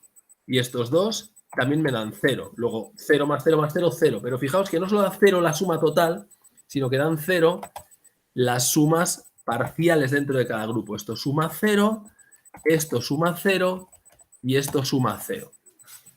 Y eso nos tiene que estar ya recordando el famoso concepto de grados de libertad. Os dais cuenta, ¿no? Hay una serie de restricciones en estos números. Estos números no pueden ser cualesquiera. Es decir, si esto es un 0 y esto es un 3 y esto es un menos 1, pues el siguiente por narices tiene que ser un menos 2. No queda otra, porque siempre Menos los 4 2, tienen sí. que sumar 0 y C3, el cuarto está determinado. Por tanto, en este conjunto de numeritos que hay aquí, no hay tantos grados de libertad como números hay menos grados de libertad. Y luego veremos cuántos grados de libertad hay. Pero fijaos, en la primera columna mismamente, todos estos números no pueden ser cualesquiera, porque se tienen que sumar 0. Si yo conozco todos menos el último, pues el último está determinado, ¿sí o no? Sí. Por tanto, no hay tantos grados de libertad como números aquí hay, sino que habrá uno menos. Habrá en este caso, pues si hay 2, 4, 6, 8 y 9 números, pues aquí solamente habrá 8 grados de libertad. O sea, A menos 1. No, A menos 1 no, N menos 1. el número de observaciones menos 1, en este caso, para la desviación total. Vale, luego entraremos en eso, pero por ahora quedaos con esta idea, ¿vale? Que estas columnas suman 0. Esta columna suma 0, esta columna suma 0 y esta columna suma 0 y además en cada subgrupo tiene que sumar 0. Juanjo, las desviaciones son como distancia, ¿no? La distancia hacia la media. Entonces, si primero busca, es como que hacemos, lo estoy explicando para entenderlo yo. Primero quitamos esa distancia o la señalamos, decimos es esta, y luego las volvemos a sumar y decimos ahora está todo junto en la media. ¿Es eso? Eso es. Vale. Eso es. Primero calculas la distancia respecto a un punto y luego respecto a de una media, de una otra referencia a la referencia antigua y ahora de la situación en la que estás a la referencia nueva. Es así de sencillo, sí, sí. Aquí estoy calculando la distancia del sujeto hasta la globalidad. Aquí, del grupo a la globalidad. Y aquí, del sujeto al grupo. Estamos diciendo, lo que un sujeto se diferencia de la globalidad es igual a lo que su grupo se diferencia de la globalidad más lo que el sujeto se diferencia de su grupo. Lo cual tiene mucho sentido. ¿Cómo de raro eres? Pues soy raro porque pertenezco a mi familia, que es así de rara, y además porque entre mi familia, pues yo también soy raro. Pues lo que estamos haciendo aquí. Explicar por qué somos raros. Yo creo que el tema ansiedad nos ha puesto todos ansiosos. ¿Por qué somos raros? Simplemente es eso. Me está diciendo, ¿por qué eres raro? Pues soy raro porque soy raro. Esta es mi rareza. Mi rareza se debe a mi familia y a mis particularidades comparada con mi familia. Si os sirve de explicación, pues estupendo. Entonces, decía, A es igual a B más C. Hasta aquí estamos de acuerdo. Bueno, pues ahora vamos a recordar uno de las famosas fórmulas que teníamos cuando éramos muy peques, que decía, si yo elevo A al cuadrado, ¿esto será igual a qué? Pues será igual a B más C al cuadrado, ¿no? Obviamente, si elevo el lado de la izquierda al cuadrado, pues me da el lado de la derecha al cuadrado. Y B más C al cuadrado, recordaréis conmigo que era B al cuadrado más C al cuadrado y ahora más el doble de B por C, ¿no? ¿Suena esto? Si yo quiero elevar una suma B más C al cuadrado, tengo que elevar el primer número al cuadrado más el segundo número al cuadrado más el doble del primer número por el segundo número. ¿Sí? Sí. Bueno, pues eso es lo que voy a hacer en las siguientes columnas, las que están a la derecha, las que están en verde. Estas columnas que están en verde se construyen a partir de las columnas que están en azul. Y fijaos que crea una columna que se llama A cuadrado, otra que es B cuadrado y otra que es C cuadrado y otra que es 2 por B por C. Vale, ¿por qué? Hombre, pues porque yo quiero calcular variaciones. Por tanto, recordad, lo que está en azul son desviaciones, y lo he dicho todo el rato bien, he dicho desviaciones, y estos son variaciones. Algunas desviaciones son positivas, otras son negativas. Y claro, si yo quiero sumar desviaciones para ver cuánto cambia en total, ¿no? Si quiero sumarlas, pues ya veis lo que pasa. Cuando sumo desviaciones, el resultado es que se me anulan. Y es como si se me fueran entre los dedos. Por tanto, para evitar que en esa suma de las desviaciones se me vayan unas con otras y me quede todo anulado, lo que hago es elevar las desviaciones al cuadrado. Entonces, esta primera columna que está aquí es A al cuadrado. ¿Qué es A al cuadrado? Pues la primera columna está al cuadrado. Así que lo que me está midiendo cada uno de estos numeritos es el cuadrado de la desviación de ansiedad de un sujeto respecto a la media global. ¿Vale? Y así con todos. Luego este 0,049, ¿dónde sale? Pues es menos 0,22 al cuadrado. Este 7,71, ¿dónde sale? Pues es 2,77 al cuadrado, etcétera, etcétera, etcétera. ¿Vale? B cuadrado, ¿qué es B cuadrado? Pues lo mismo, pero con la columna B. Es decir, este numerito elevado al cuadrado, ya veis que me da 0,049 y me da lo mismo para los 4 primeros. Este numerito al cuadrado me da 3,16 y así hago lo mismo con todos. Y este C cuadrado es la columna C al cuadrado. Y por último, 2bc, pues es el doble de B por C. Es decir, 2 veces este numerito por este numerito. Esta última columna no hay que calcularla, ¿eh? Simplemente, esta última no hace falta, pero simplemente es para que veáis que si yo hago la suma, como os he dicho, de B cuadrado más C cuadrado más 2 veces B por C, pues me tiene que dar A cuadrado. Es decir, en este caso, la columna A cuadrado será la suma de esta más esta. ¿Sí? Por ejemplo, mirad la primera. 0,049 más 0 más 0 me da 0,049. 0,049 más 9 menos 1,33 me da 7,71. 0,049 más 1 más 0,44 me da 1,49 y así con todos. ¿Vale? Luego simplemente lo que he hecho, repito, es tomar las tres columnas en azul y calcular el cuadrado de la primera, el cuadrado de la segunda, el cuadrado de la tercera y el doble del producto de la segunda por la tercera, para que veáis que efectivamente esto que os he contado, pues es cierto. Simplemente las hemos elevado al cuadrado. ¿Por qué? Para evitar los signos, para evitar que los signos se compensen. Y ahora tomo todos los elementos que están aquí y los sumo. Y los sumo, y los sumo, y los sumo. Sumo todo. Fijaos que estas cuatro cosas que están aquí son las sumas de estos números que están aquí arriba. Y os pregunto, a ver qué me decís. A ver si os parece razonable lo que os voy a decir. Si esta columna A, si estos números que están aquí son la suma de los que están en la columna B, la B cuadrado, en la C cuadrado y en la 2BC, si yo sumo esta suma de aquí, más esta suma de aquí, más esta suma de aquí, ¿qué me tiene que dar? La de abajo de la A al cuadrado. Claro, me tiene que dar esta, ¿no? ¿Estamos de acuerdo? Claro, porque ¿de dónde sale 37,55? Pues de sumar todos estos números de aquí. Y estamos diciendo que estos números son el resultado de sumar estos que están acá. Luego, si yo sumo cada columna y la primera columna es la suma de las 2, 3 y 4, pues la suma de la primera columna tiene que ser la de la 2, la 3 y la 4, evidentemente. Vale, bueno, pues vamos a ver si entendemos qué es cada una de las sumas. Vamos a ir despacio. La primera columna, esta es la más fácil de entender. Ese 37,55, ¿qué es? Os lo recuerdo, es la suma... ¿El cuadrado de las desviaciones? Claro, es la suma de los cuadrados de las diferencias que hay entre el valor de ansiedad de cada sujeto y la media total. Hombre, ¿eso qué es? ¿La varianza? Le falta una cosa para ser la varianza. Habría que dividirlo entre n, ¿no? La cuasi. Pero no, tampoco es la cuasi. Para eso habría que dividirlo entre n-1. N-1. Es el numerador de la varianza. Es la parte de arriba de la varianza. Es la suma de igual a 1 hasta n del valor de los individuos menos la media global al cuadrado. O sea, es la suma de los cuadrados intergrupo. No, es la suma de los cuadrados, no intergrupo, es la suma de los cuadrados de las desviaciones totales. De estas de aquí. Por ahora el grupo aquí no juega ningún papel. Fíjate que para esta desviación total el grupo no juega ningún papel. Lo que he hecho ha sido ver lo que este sujeto, que era el primero, que tenía una desviación de 5, se desviaba de 5,22. Luego este sujeto 5 menos 5,22 me da menos 0,222. Su desviación menos 0,222. Al cuadrado 0,049. Y lo que he hecho es sumar todas esas desviaciones. Aquí el grupo no juega ningún papel. Este 37,55 es el numerador de la varianza, tal cual. Y a eso le llamamos la variación total. A esto le llamamos así, variación total.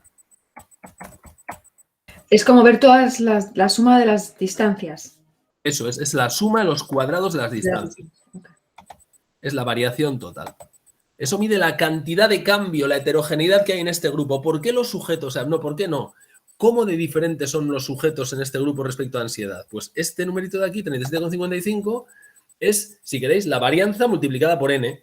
Es decir, es una medida de cómo de diferentes son.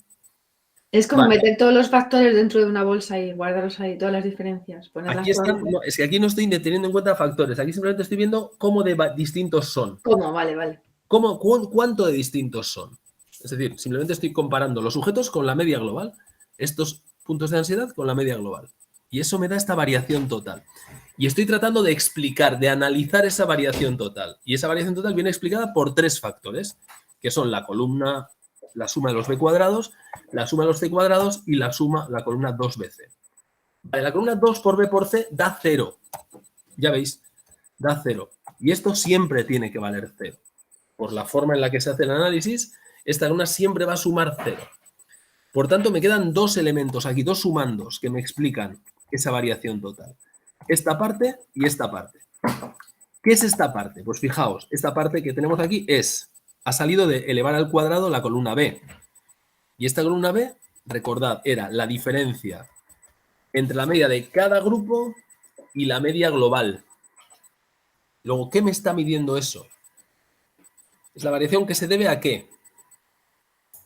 ¿A los tratamientos aplicados? Claro, y eso lo vamos a llamar variación ¿Primaria?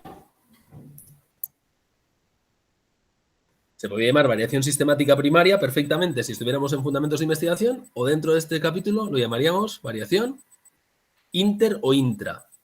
Inter. Inter, claro, esta es la que se debe a que hay grupos diferentes. Esta es la variación que explicamos, que queda explicada por el hecho de que estamos dando diferentes dosis a cada uno de los sujetos. Esa es la variación inter, efectivamente, intergrupos. Porque es la diferencia, fijaos, es el cuadrado, estos que están aquí, estos numeritos que están aquí arriba, son los cuadrados de las diferencias entre la media de cada grupo y la media global. Luego, esta variación es la que se debe al nivel de medicamento que estamos dando. Y nos queda el tercer sumando, bueno, el segundo, porque el tercero ya hemos dicho que es 0, que es la columna C al cuadrado, que ha salido de elevar la columna C al cuadrado. Recordad, esto era la particularidad de cada sujeto respecto a la media de su grupo. ¿O qué será eso? La variación Intragrupo. interna al grupo, es decir, la variación intragrupo. La variación intra. Variación intra. Y ya está. Esta es la siguiente cosa que hay que entender. Que la variación total tiene dos fuentes. Una cosa que es la variación inter y otra cosa que es la variación intra.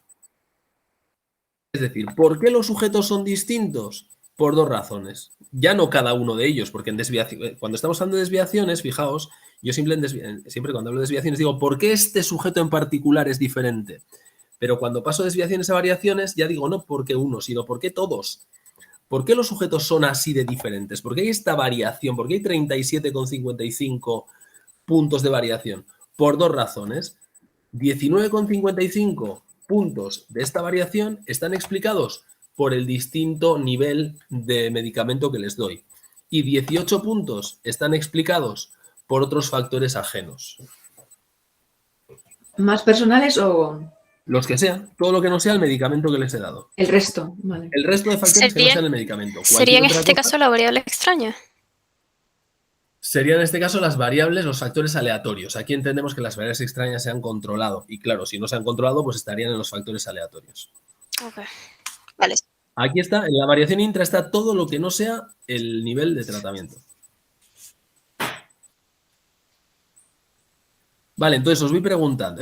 Por eso se llama análisis de la varianza. Por eso se llama así, porque esto es un análisis de la varianza. Estamos analizando, estamos haciendo cachos de la variación. La variación es 37,5. Eso es todo lo que cambia, 37,5. ¿Y por qué cambia? Pues por dos razones. Una, el medicamento 19,5, otros factores 18. ¿Cuándo creéis que diríamos que el tratamiento, es decir, el medicamento realmente tiene un efecto sobre la ansiedad? ¿Quién tendría que ser muy grande, la inter o la intra? ¿La inter? Claro, si la inter es muy grande, eso quiere decir que estos valores son muy grandes, y si estos valores B cuadrado son muy grandes es porque esta columna B de tratamientos es muy grande, y eso viene porque las medias muestrales son muy diferentes entre sí. Por tanto, si hay medias muestrales muy diferentes entre sí, muy diferentes la media global, darán una columna de tratamientos muy grande, con valores muy distintos de 0, al llevarlos al cuadrado serán muy distintos de 0, y por tanto nos dará una enorme variación inter, que será prácticamente la total, la variación total. O lo que es lo mismo, si la variación intra es muy pequeña, ¿no? Prácticamente no hay diferencias dentro de cada grupo. Por tanto, ¿qué será una indicación de que el tratamiento funciona? Pues que haya niveles de ansiedad muy diferentes en los distintos grupos y niveles de ansiedad muy parecidos dentro de cada grupo. Muy poca variación intra y mucha variación inter. O sea, que el grupo fue lo más homogéneo posible. Que el grupo sea lo más homogéneo posible en cuanto al nivel de ansiedad, que haya poca variación intra, eso es. Eso indicaría que el tratamiento ha sido efectivo. Bueno, que hay diferencias en los tratamientos. ¿Vamos bien? Sí. Vale, esta tercera columna, como digo, la que pongo aquí 2 por B por C, siempre tiene que sumar 0. Si no, la cosa va mal. Si no, la cosa va mal. Bueno, vamos con el asunto de los grados de libertad. Vamos con el asunto de los grados de libertad. Alicia, por favor, Sí. cierra el micrófono cada vez que hables, es que si no es imposible. Se cuela todo el ruido. Cada vez que te mueves una hoja o tal, y luego cuando lo oyes en diferido, suena un ruido que te revienta el tímpano. Gracias. Vale. Decía entonces, vamos con el asunto de los grados de libertad, que es bueno, pues lo último que nos queda, claro. En realidad lo que estamos haciendo aquí, fijaos que no hemos, os lo he dicho, ¿no? Este es el numerador de la varianza, ¿no? Esto realmente es, este 37,55 es la suma de los cuadrados de las diferencias entre valores de densidad de cada sujeto y la media global. Este de aquí, el 19,55, pues lo tenemos también, es la suma, es una suma de los cuadrados de las diferencias entre la media de cada grupo y la media global. Y este que está aquí es la suma de los cuadrados de las diferencias entre el valor de cada sujeto y la media de su grupo. ¿Vale? Luego, en todos los casos tenemos sumas de cuadrados. Dicho de otra forma, tenemos de alguna forma numeradores de varianzas. ¿Estamos de acuerdo? Estos tres elementos de aquí son numeradores de varianzas. Son sumatorios de cuadrados de desviaciones. ¿Eso lo tenemos claro? Sí, Diría que sí. Los tres son sumatorios, está claro que son sumatorios, son sumas de cuadrados de desviaciones. Y ya sabéis que siempre que tenemos sumatorios de cuadrados de desviaciones, pues es lo que hay en el numerador de una varianza. Entonces, lo que me faltan son los denominadores. Y los denominadores ya sabéis que nos los dan los grados de libertad, ¿no? Según cuántos grados de libertad, pues n-1 o los grados de libertad que haya. Por tanto, ¿cuántos grados de libertad tiene cada una de estas sumas de cuadrados? Pues tienen diferentes grados de libertad. Hay una que tiene 8, otra que tiene 6 y otra que tiene 2. Vamos a ver dónde salen estos 8, estos 6 y estos 2. Bien, vamos a empezar por el más fácil. ¿Por qué esta suma de cuadrados tiene 8 grados de libertad? Pues tiene 8 grados de libertad porque hay 9 sumandos, que son estos 9 que están aquí. Hay 9 elementos que estoy sumando, pero estos 9 elementos no pueden variar libremente. No todos pueden variar libremente. ¿Por qué no pueden variar libremente? Hombre, porque mirad, ¿de dónde vienen estos sumandos que están aquí? De la columna A. Y esta columna A tiene una restricción, ¿sí o no? Que es que la suma de estos elementos tiene que ser 0. La suma de estas desviaciones tiene que ser 0. Por tanto, si yo conozco 8 de estos valores, el noveno está determinado. Bueno, pues aquí ocurre lo mismo. De estos valores que están aquí, no todos pueden variar libremente, porque si yo conozco 8 de ellos, el noveno está determinado. El Así que, n-1. claro, por eso los grados de libertad de la variación total son n-1. El número de observaciones que hay, menos 1. En este caso, como hay 9 observaciones y hay una restricción, pues simplemente tenemos eso, los 8 grados de libertad, ¿vale? Ese 8 viene de ahí. Así que si yo hago 37,55, que sería el numerador de la varianza, entre 8, que son los grados de libertad de ese numerador, me da 4,694444. ¿Y esto qué es? Esto es una varianza, o una cuasivarianza, lo que queráis. Es una medida de variación. ¿Vale? Estamos dividiendo una suma de cuadrados entre los grados de libertad. Bien, vamos ahora con esta de aquí, esta otra suma. Recordad, esto ha salido de tomar la columna B, elevarla al cuadrado y sumarla. Entonces me voy a la columna B y veo cuántos sumandos hay aquí. Y os pregunto, ¿cuántos sumandos hay aquí que puedan variar libremente? Porque parece que puede haber muchos, pero en realidad hay poquitos. 3. Claro, hay 3, pero aparentemente 3, porque hay uno menos todavía. Claro, estos son todos iguales. Y estos son todos iguales. Estos son todos iguales y no puedo hacer nada para que no sean iguales, porque ya sabemos que todos estos son comunes al grupo. A los grupos. Entonces, estos van a ser iguales entre sí, estos van a ser iguales entre sí, estos van a ser iguales entre sí. Por tanto, aquí solamente hay 1, 2 y 3. Pero Hay pueden menos variar. 1. ¿Pero pueden variar libremente? No, porque encima hay una restricción, que es que tienen que sumar 0, todos ellos. Por tanto, si yo tengo dos elegidos, o sea, dos fijados, por ejemplo, el primero y el segundo, en función de cuántos elementos hay en cada grupo, pues el tercero también está determinado. Así que en realidad no hay 3 elementos que puedan variar libremente en esta suma, solamente hay 2 elementos que pueden variar libremente, hay 2 grados de libertad. Por tanto, pues ahí está el problema. Una vez más, aquí tenemos 2 grados de libertad. Esta suma de cuadrados entre los grados de libertad que le corresponde nos da este 9,77, que es otra especie de varianza o de cuasivarianza, como lo queramos llamar. Ahora veremos qué son. Pero lo que quiero haceros ver es que teníamos numeradores, estos eran numeradores de varianzas, y esto que tenemos aquí son los denominadores de varianzas, y por tanto, al dividirlos, pues tenemos varianzas o cuasivarianzas o lo que queramos, ¿vale? Y ahora voy con la tercera, con la variación intra. Esta variación intra ha salido de estos elementos que están aquí. Luego, una vez más viene la pregunta. ¿Cuántos de estos elementos pueden variar libremente? Me puedes decir, pues si hay 9 sumandos, los 9 podrán variar libremente. Y la respuesta es que no. Que va. Muchos menos. Porque recordad, esta columna C cuadrado viene de la columna C, en la cual hay 9 sumandos. Pero es que a estos sumandos les pasaba una cosa, que era que en grupos tenían que sumar 0. Es decir, estos 4 primeros tienen que sumar 0, estos 3 segundos tienen que sumar 0 y estos 2 tienen que sumar 0. Luego, ¿cuántas restricciones tienen que cumplir? 2. ¿Cómo que 2? 3, ¿no? 3. Claro. Esto tiene que sumar 0, esto tiene que sumar 0 y esto tiene que sumar 0. Luego, hay 3 restricciones. Si tengo 9 sumandos que tienen que cumplir 3 restricciones, en realidad no pueden variar libremente más que 9 menos 3.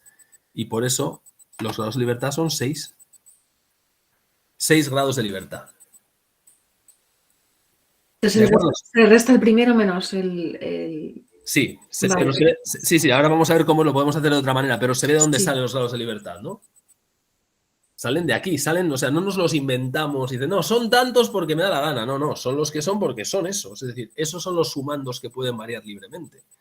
Hay 8 sumandos que varían libremente, 2 que varían libremente y 6 que varían libremente. Y ahora, ¿qué nos dice el libro? Bueno, pues para acordarnos, la variación total tiene como grados de libertad el número de observaciones, que son 9, menos 1, por eso 8. La variación intergrupos tiene como grados de libertad el número de grupos que hay, menos 1. Como hay 3 grupos, pues 3 menos 1, 2. Y la variación intra podemos hacerlo directamente restando 8 menos 2 y nos da 6. Y ya está.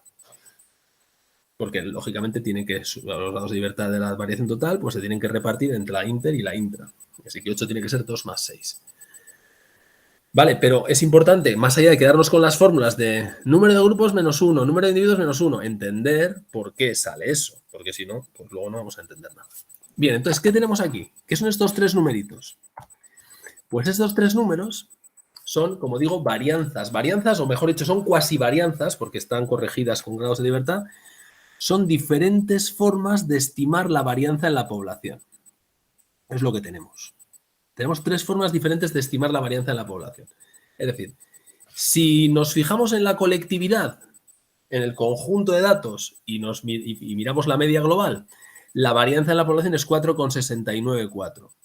Ahora, si miramos si tratamos de estimar la varianza poblacional a partir de las diferencias que hay entre cada grupo y la colectividad, la estimación sería 9,77. Y si tratamos de estimar la varianza poblacional analizando las diferencias que hay de cada sujeto con la media de su grupo, la varianza sería 3. Entonces, ¿qué vamos a comparar ahora? Pues lo que hacemos es comparar esta estimación de la varianza con esta estimación de la varianza. Y ese es nuestro índice F. Este numerito que sale aquí, ese numerito 3,25, es el resultado de dividir este 9,77 y este 3. Es decir, es una forma de comparar. La parte de la variación que se debe a la pertenencia a un grupo, el 9,77, con la parte de la variación que se debe a otros factores. Entonces, si este número es muy grande, si este número f que sale aquí, si este índice f es muy grande, ¿eso qué querrá decir? Bueno, pues querrá decir que la parte de variación que se debe al grupo es muy grande cuando la comparo con la parte de variación que se debe a otros factores. Y por tanto será un indicador de ¿qué? De que el tratamiento funciona. De que el tratamiento nos da medias poblacionales diferentes. podemos- Eso es. No sé si funciona bien o mal, pero al menos que da medias poblacionales O diferentes. sea, que Es decir, rechazamos que H0. efectivamente, rechazaríamos H0 si el valor que nos da aquí fuera muy grande. ¿Y cuánto es muy grande? Bueno, eso es lo que siempre tenemos que decidir mirando la distribución del índice, etcétera, etcétera. Pero por el momento, la idea importante es esta. Quedarnos con la idea de que queremos comparar que este índice F que calculamos, no es una cosa caprichosa, sino que tiene todo el sentido. Estamos comparando qué parte de la variación se debe al grupo con qué parte de la variación se debe a los demás factores. ¿Qué parte se debe al grupo? Te refieres al tratamiento, ¿no? Porque el B2... A los grupos, sí, a los grupos. ¿Qué parte de la sí al grupo? A la pertenencia al grupo, me Sí, a refiero, las al hecho de que dosis, te han dado un exacto, nivel de una dosis diferente de tratamiento. Eso es. ¿Qué parte se debe al factor, si quieres, ¿no? A la variable independiente? ¿Y qué parte se debe a los factores aleatorios? Sí, a las rarezas de Eso es lo que estamos diciendo. de cada individuo. Eso es. Vale. Eso es. Esto es, el 977 es qué parte se debe al hecho de que te han dado una dosis distinta de medicamento, y esto es qué parte de los niveles de ansiedad, de los cambios en niveles de ansiedad se deben a que tú tienes ciertas particularidades. Y lo que está diciendo esto es, mira, la parte asignable al factor es 3 veces más grande que la parte asignable a factores aleatorios. Bueno, esto parece una indicación de que el grupo es importante, ¿no?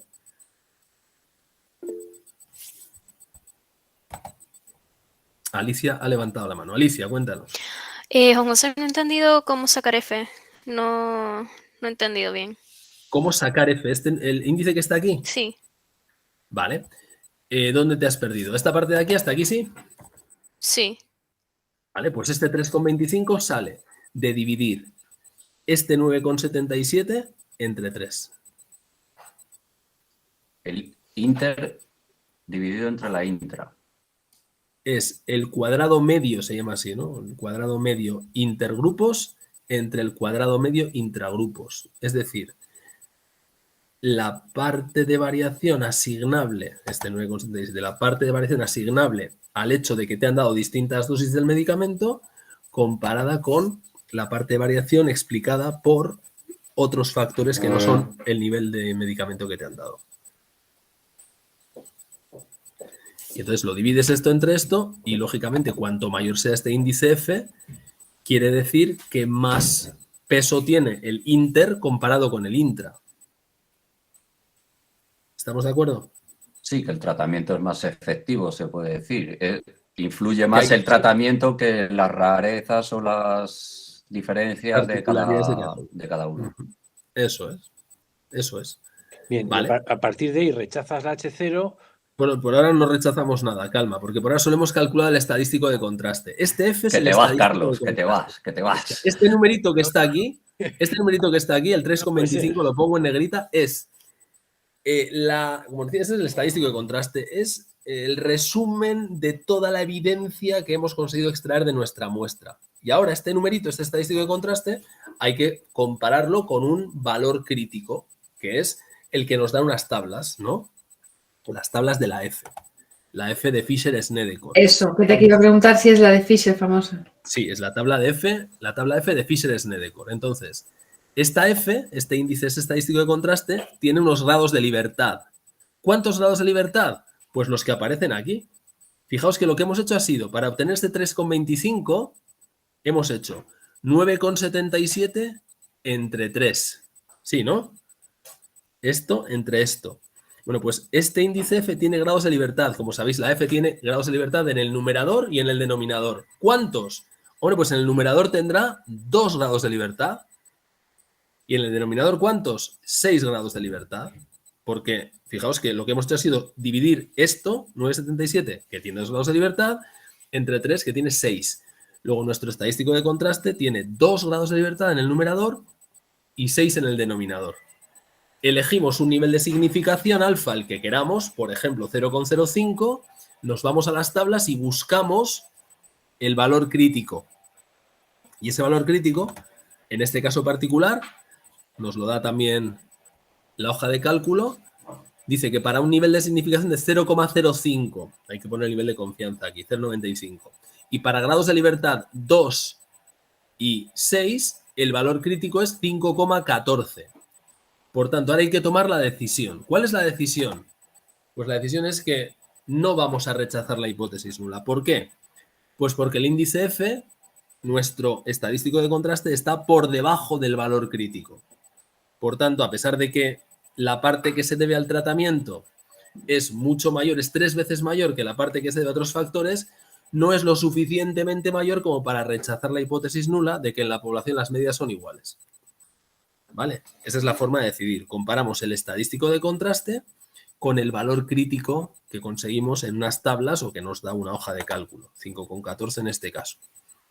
Y por tanto, pues en este caso la decisión es no rechazar la hipótesis nula, la mantenemos y decimos que no hay evidencias de que las muestras, perdón, no hay evidencias de que las medias en la población sean diferentes y por tanto no hay ninguna evidencia de que las distintas dosis del medicamento generen diferentes niveles de ansiedad.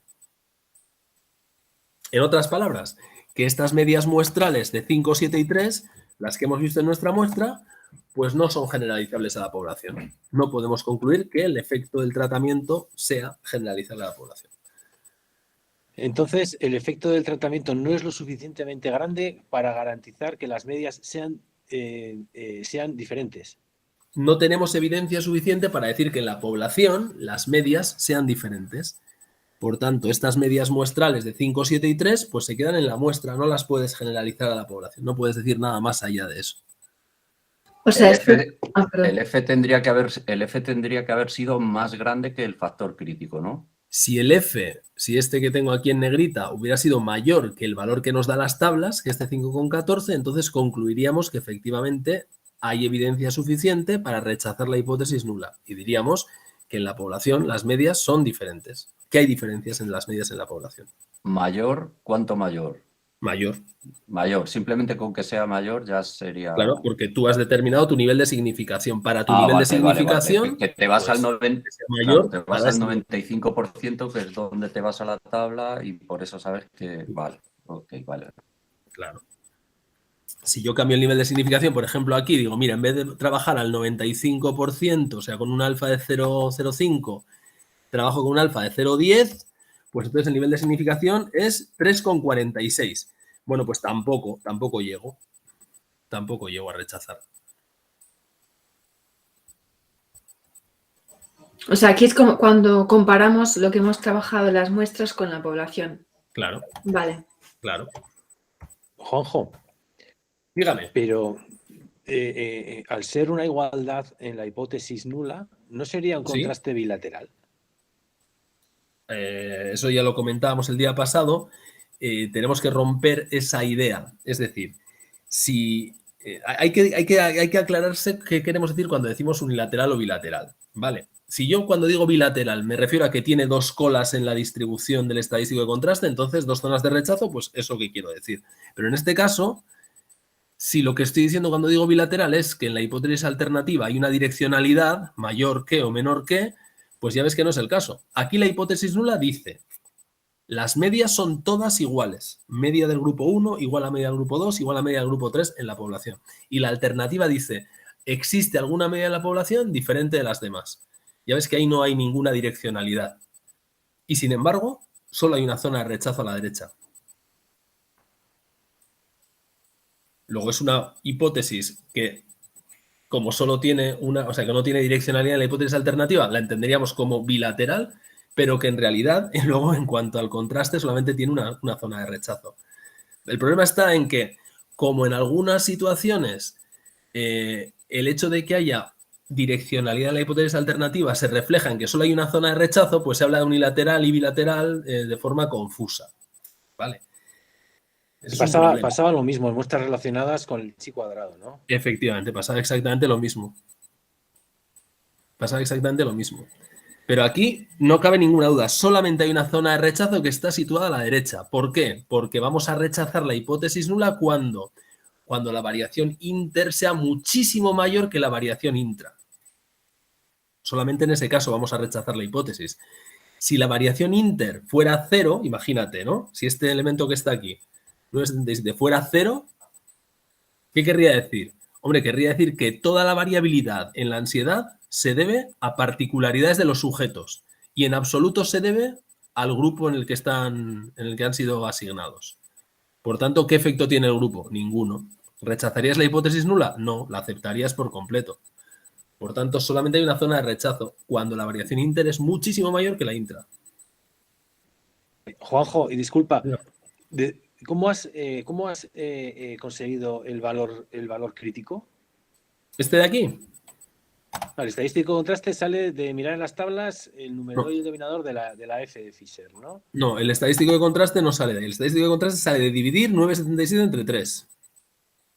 Esto sale de dividir 9,77 entre 3. El otro es el que sabe, mira en la tabla. Y este de aquí, el 5,14, es el que miras en la tabla. O sea, es al revés. Vale, perfecto. Claro, o sea, esto, el F, el índice F, lo que tú has calculado, tu estadístico de contraste sale de tus datos. Es el resumen de la evidencia empírica. Eso sale de hacer operaciones. Y esta es la comparación que tú buscas en una tabla.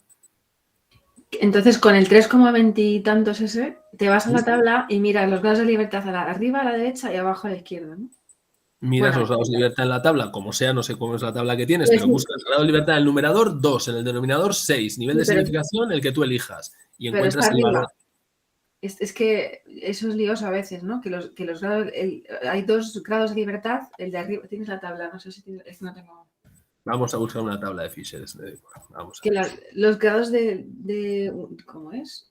Uno de ellos está en la parte de arriba y el otro está en la parte de la izquierda, la columna y la fila. Vamos a coger esta, por ejemplo. Vamos a ver esta tabla de Fisher-Snedecor que tenemos aquí. Porque A si ver lo cambias, la lías. Sí, claro. Uno está en el numerador y otro está en el denominador. Entonces vamos a ver qué nos dice aquí. Sí, Este es tienes más N1 y claro. N2. Vamos a ver, aquí está la tabla de Fisher-Snedecor. No sé si veis algo o no veis nada. Dice aquí, en el numerador nosotros teníamos, recordad, en este ejemplo tenemos ¿dónde estás? 2 grados de libertad en el numerador y 6 en el denominador. Y el nivel de significación que he elegido es el 0,05. Bueno, me está diciendo aquí que el nivel de significación es el 0,05, lo vamos bien. Numerador me lo pone en las columnas 2, denominador 6. El valor crítico es 5,14. ¿Lo veis? Porque tiene 2 grados de libertad en el numerador y tiene 6 en el denominador, 5,14. A no confundirlo con el número 19,33, que sería 2 grados de libertad en el denominador y 6 en el numerador. No es ese, es 2 en el numerador y 6 en el denominador, 5,14. Hay que tener cuidado dónde tiene los grados de libertad la tabla que estemos usando, claro. Sigo sin enterarme de cómo conseguirlo. No lo vi. O sea, vi los grados de libertad, que uno es 2 y el otro es 6. Sí. Pero no veo, porque aquí lo que veo es N1, N2 y no. O sea, me da miedo perderme y hacerlo al revés. Vamos a ver, Como acabas de decirlo. tú ves que este F ha Sí. salido, este índice F ha salido de dividir Sí, esa parte me ha 9,77 quedado entre clara. 3, Lo que ¿no? no me ha quedado claro es cómo buscar en la tabla y Vale, no equivocarme. entonces, ¿cuántos No son los sé. grados de libertad en el numerador? No sabes, ¿vale? Pues fíjate, te lo vuelvo a decir. Este F ha salido a hacer 9,77, que está en el numerador, entre 3, que está en el denominador. Luego, ¿cuántos son los grados de libertad de lo que está en el numerador? 2. Esto es lo que está en el numerador y sus grados de libertad son 2. Y esto es lo que está en el denominador y sus grados de libertad son 6. Luego, los grados de libertad en el numerador son 2 y en el denominador son 6. ¿Hasta ahí sí? Vale, entonces ahora me voy a la tabla y digo, esta tabla me dice que los grados de libertad en el numerador, aquí lo pone, ¿no? Numerateur, los grados de libertad en el numerador son los que están aquí arriba. Luego tengo que buscar donde ponga 2 y ahí pone 2. Y me dice que los del denominador están aquí, en columnas. Entonces busco donde pone 6. 2, 6, 5, 14. Listo, gracias. ¿Ahora sí? Sí. Vale, más Filas cosas. horizontal, ¿verdad? Y columna vertical. Claro. Vale, no, es que es lógico para ti, pero a veces nos confundimos. Rows and columns. Hombre, las columnas suelen ser Has dejado verticales, ¿no? matemáticas hace 20 años, no te acuerdas. Bueno, con las filas igual podemos estar de acuerdo, pero las columnas, como no sean verticales, vamos mal.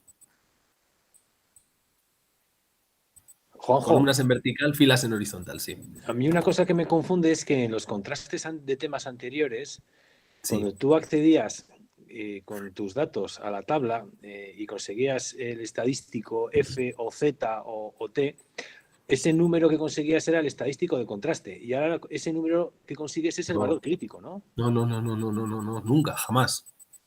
Lo que tú buscas en la tabla nunca puede ser el estadístico de contraste. El estadístico de contraste es el resumen de la evidencia empírica, siempre. Siempre.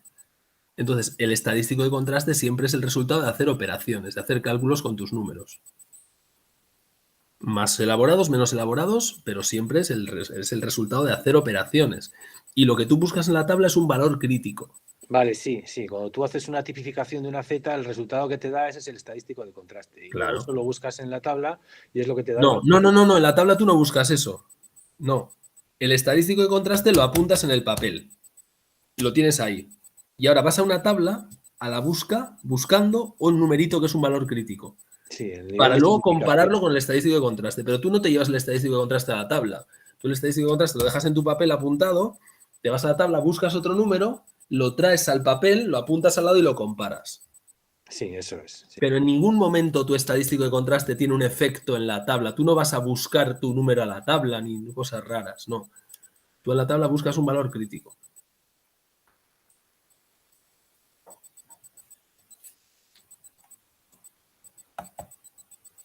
Vale, ¿qué más? Más preguntas. El Bueno, y p-valor. aquí ya puestos, pues el p-valor, que también me lo daba en la hoja de cálculo, pues sencillamente es el área que queda a la derecha del estadístico de contraste. En este caso nos dice que el p-valor, el nivel crítico, ¿no? Lo que llama nivel crítico el libro, se llama habitualmente el p-valor, es 0,11. Ya veis, como es más alto que el nivel de significación que hemos elegido, del 5%, pues un p-valor elevado está asociado con aceptar la hipótesis nula. Así que la conclusión es que nos quedamos con la hipótesis nula de que las medias en la población son todas iguales y que no hay ningún efecto por el hecho de cambiar la dosis. Tiene que pasar, esa es la razón, la conclusión tiene que ser la misma, es decir, estadístico de contraste menor que el valor crítico, lo mismo que decir p-valor más alto que el nivel de significación. Es equivalente. O sea que ninguna sorpresa, aquí no puede haber sorpresas. Perdón, ¿y el p-valor salía? Que no me acuerdo. El p-valor te lo tiene que dar alguien, porque es el área que está a la derecha del estadístico de contraste en la distribución f de Fisher con 2 grados de libertad en el numerador y 6 en el denominador, y eso es una integral que no nos vamos a poner a hacer. Esto te lo tiene que dar alguien. Vale, ese lo comparas con el 0,95 que te pedía, ¿no? Que Con es el 0,05. 0,05. Eso es. El p-valor es más alto que el nivel de significación. P mayor que alfa. Entonces, si P mayor que alfa, aceptamos la hipótesis nula y decimos que las medias en la población son todas iguales.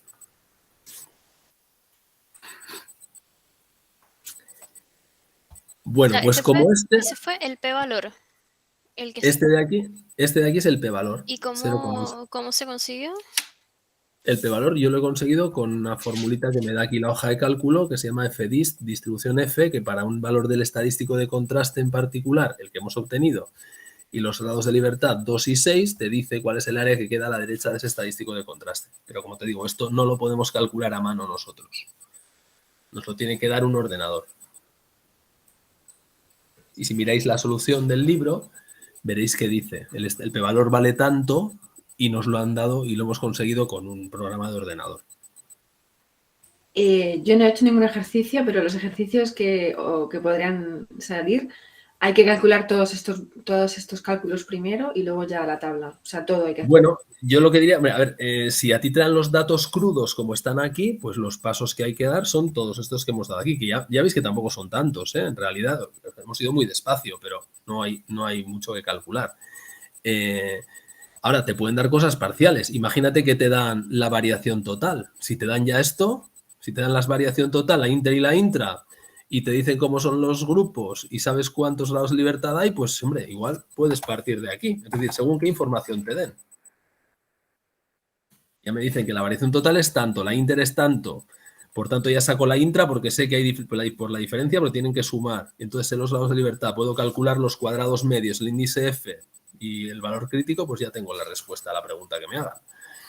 Pero en principio, si los datos son los datos crudos y tienes que hacer todo, pues esto es lo que hay que hacer.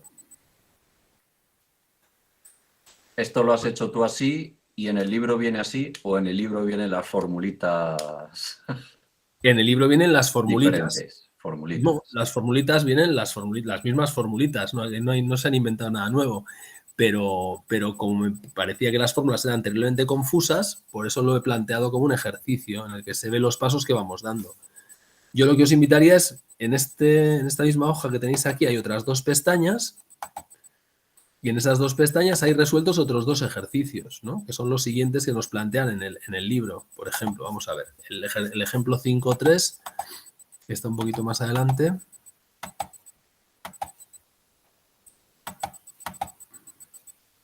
Creo que es este. Nos dicen aquí, ¿no? Que hay un grupo de fumadores que quieren dejar este hábito y están dispuestos a participar en un ensayo en el que se prueban diversas terapias. Hay 3 terapias, conductual, hipnosis y un fármaco. Y dice que hay 18 sujetos que antes del tratamiento consumen 40 cigarrillos diarios y los asignan aleatoriamente. Luego está claro que hay una población de fumadores de 2 cajetillas diarias y vamos a hacer en esa población grande 3 subpoblaciones.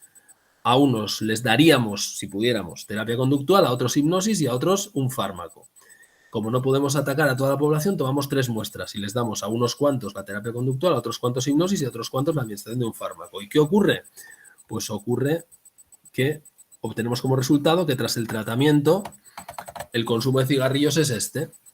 ¿Vale? Entonces la pregunta es, ¿son iguales las medias poblacionales o son diferentes? Ya lo veis, aquí está la hipótesis, ¿no? La hipótesis la dice, los consumos medios de cigarrillos en las 3 poblaciones, hipnosis y los otros 2 tratamientos que no recuerdo, son iguales.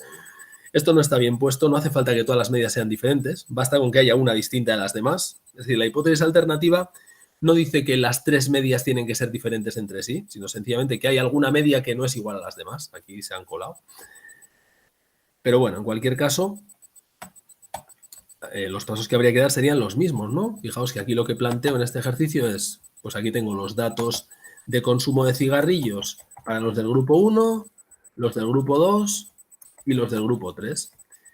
Y hacemos exactamente lo mismo que hemos hecho antes. Vamos a ponerlo un poquito más pequeño. Calculamos las medias. ¿Qué medias? Pues todas. La media global de consumo de cigarrillos y la media de cada grupo. 6,2 en un caso, 10,5 y 6,5. Y ahora empezamos a explicar. Primero, desviaciones. Esta parte de aquí son desviaciones. Y esta parte de aquí son las variaciones. Las desviaciones son para cada sujeto. ¿Por qué este sujeto que consume 4 cigarrillos está por debajo de la media? Que es 7,82. ¿Por qué está 3,82 puntos por debajo de la media en consumo de cigarrillos? Por 2 razones. Primero, porque los de su grupo están por debajo de la media, 6,2 frente a 7,82, y porque él en particular se distingue de la media de su grupo en 2,2. Él es 4, mientras la media de su grupo es 6,2. Y así veo cómo se explica para cada sujeto por qué se desvía de la media. Las desviaciones. ¿Qué hago ahora con estas 3 columnas? Pues lo que he hecho antes, a cuadrado, b cuadrado, c cuadrado, 2bc. Los elevo al cuadrado y compruebo que la última columna suma 0 y que estas columnas pues son la variación total, la variación inter y la variación intra. Los grados de libertad son los que son. Calculo las cuasivarianzas, es decir, lo que llamamos los cuadrados medios, y en este caso el índice F, que es el resultado, como antes, de dividir el cuadrado medio intra entre el cuadrado medio inter. Me da 5,56. En este caso, el valor crítico que encuentro en las tablas es 3,73. Como el valor crítico es más pequeño, como el estadístico supera el valor crítico, conclusión, rechazo la hipótesis nula. Por tanto, el efecto, los tratamientos tienen diferentes medias en la población. Pero no sabemos cuál de ellos, ¿no? Ese es el siguiente paso. Eso es lo que llamamos las comparaciones a posteriori, etc. Eso es otra parte que explican en el libro. No sabemos cuál, lo único que efectivamente, como dices, lo único que sabemos es que hay alguna media que es diferente de las demás, pero no sabemos cuál. Y ahora tendríamos que investigar cuál de ellas es diferente de las demás.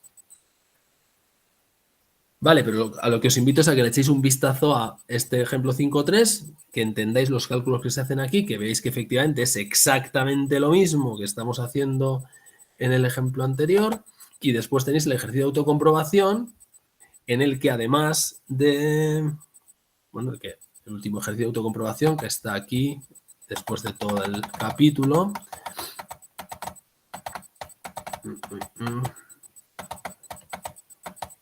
Este, ¿no?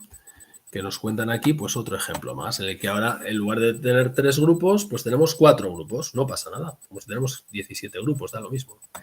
Juanjo, Dime. En el manual indica que en el segundo ejemplo que has hecho, que como se puede complicar mucho el tema del cálculo de la ANOVA, ¿no? Pues que se puede haber muchos grupos y todo esto, y que para evitar mucha fórmula han desarrollado un sistema que se llama razones básicas, ¿no? Que debe de ser una simplificación de las fórmulas que hemos visto en el primer ejemplo, ¿no? A ver, ¿qué dicen?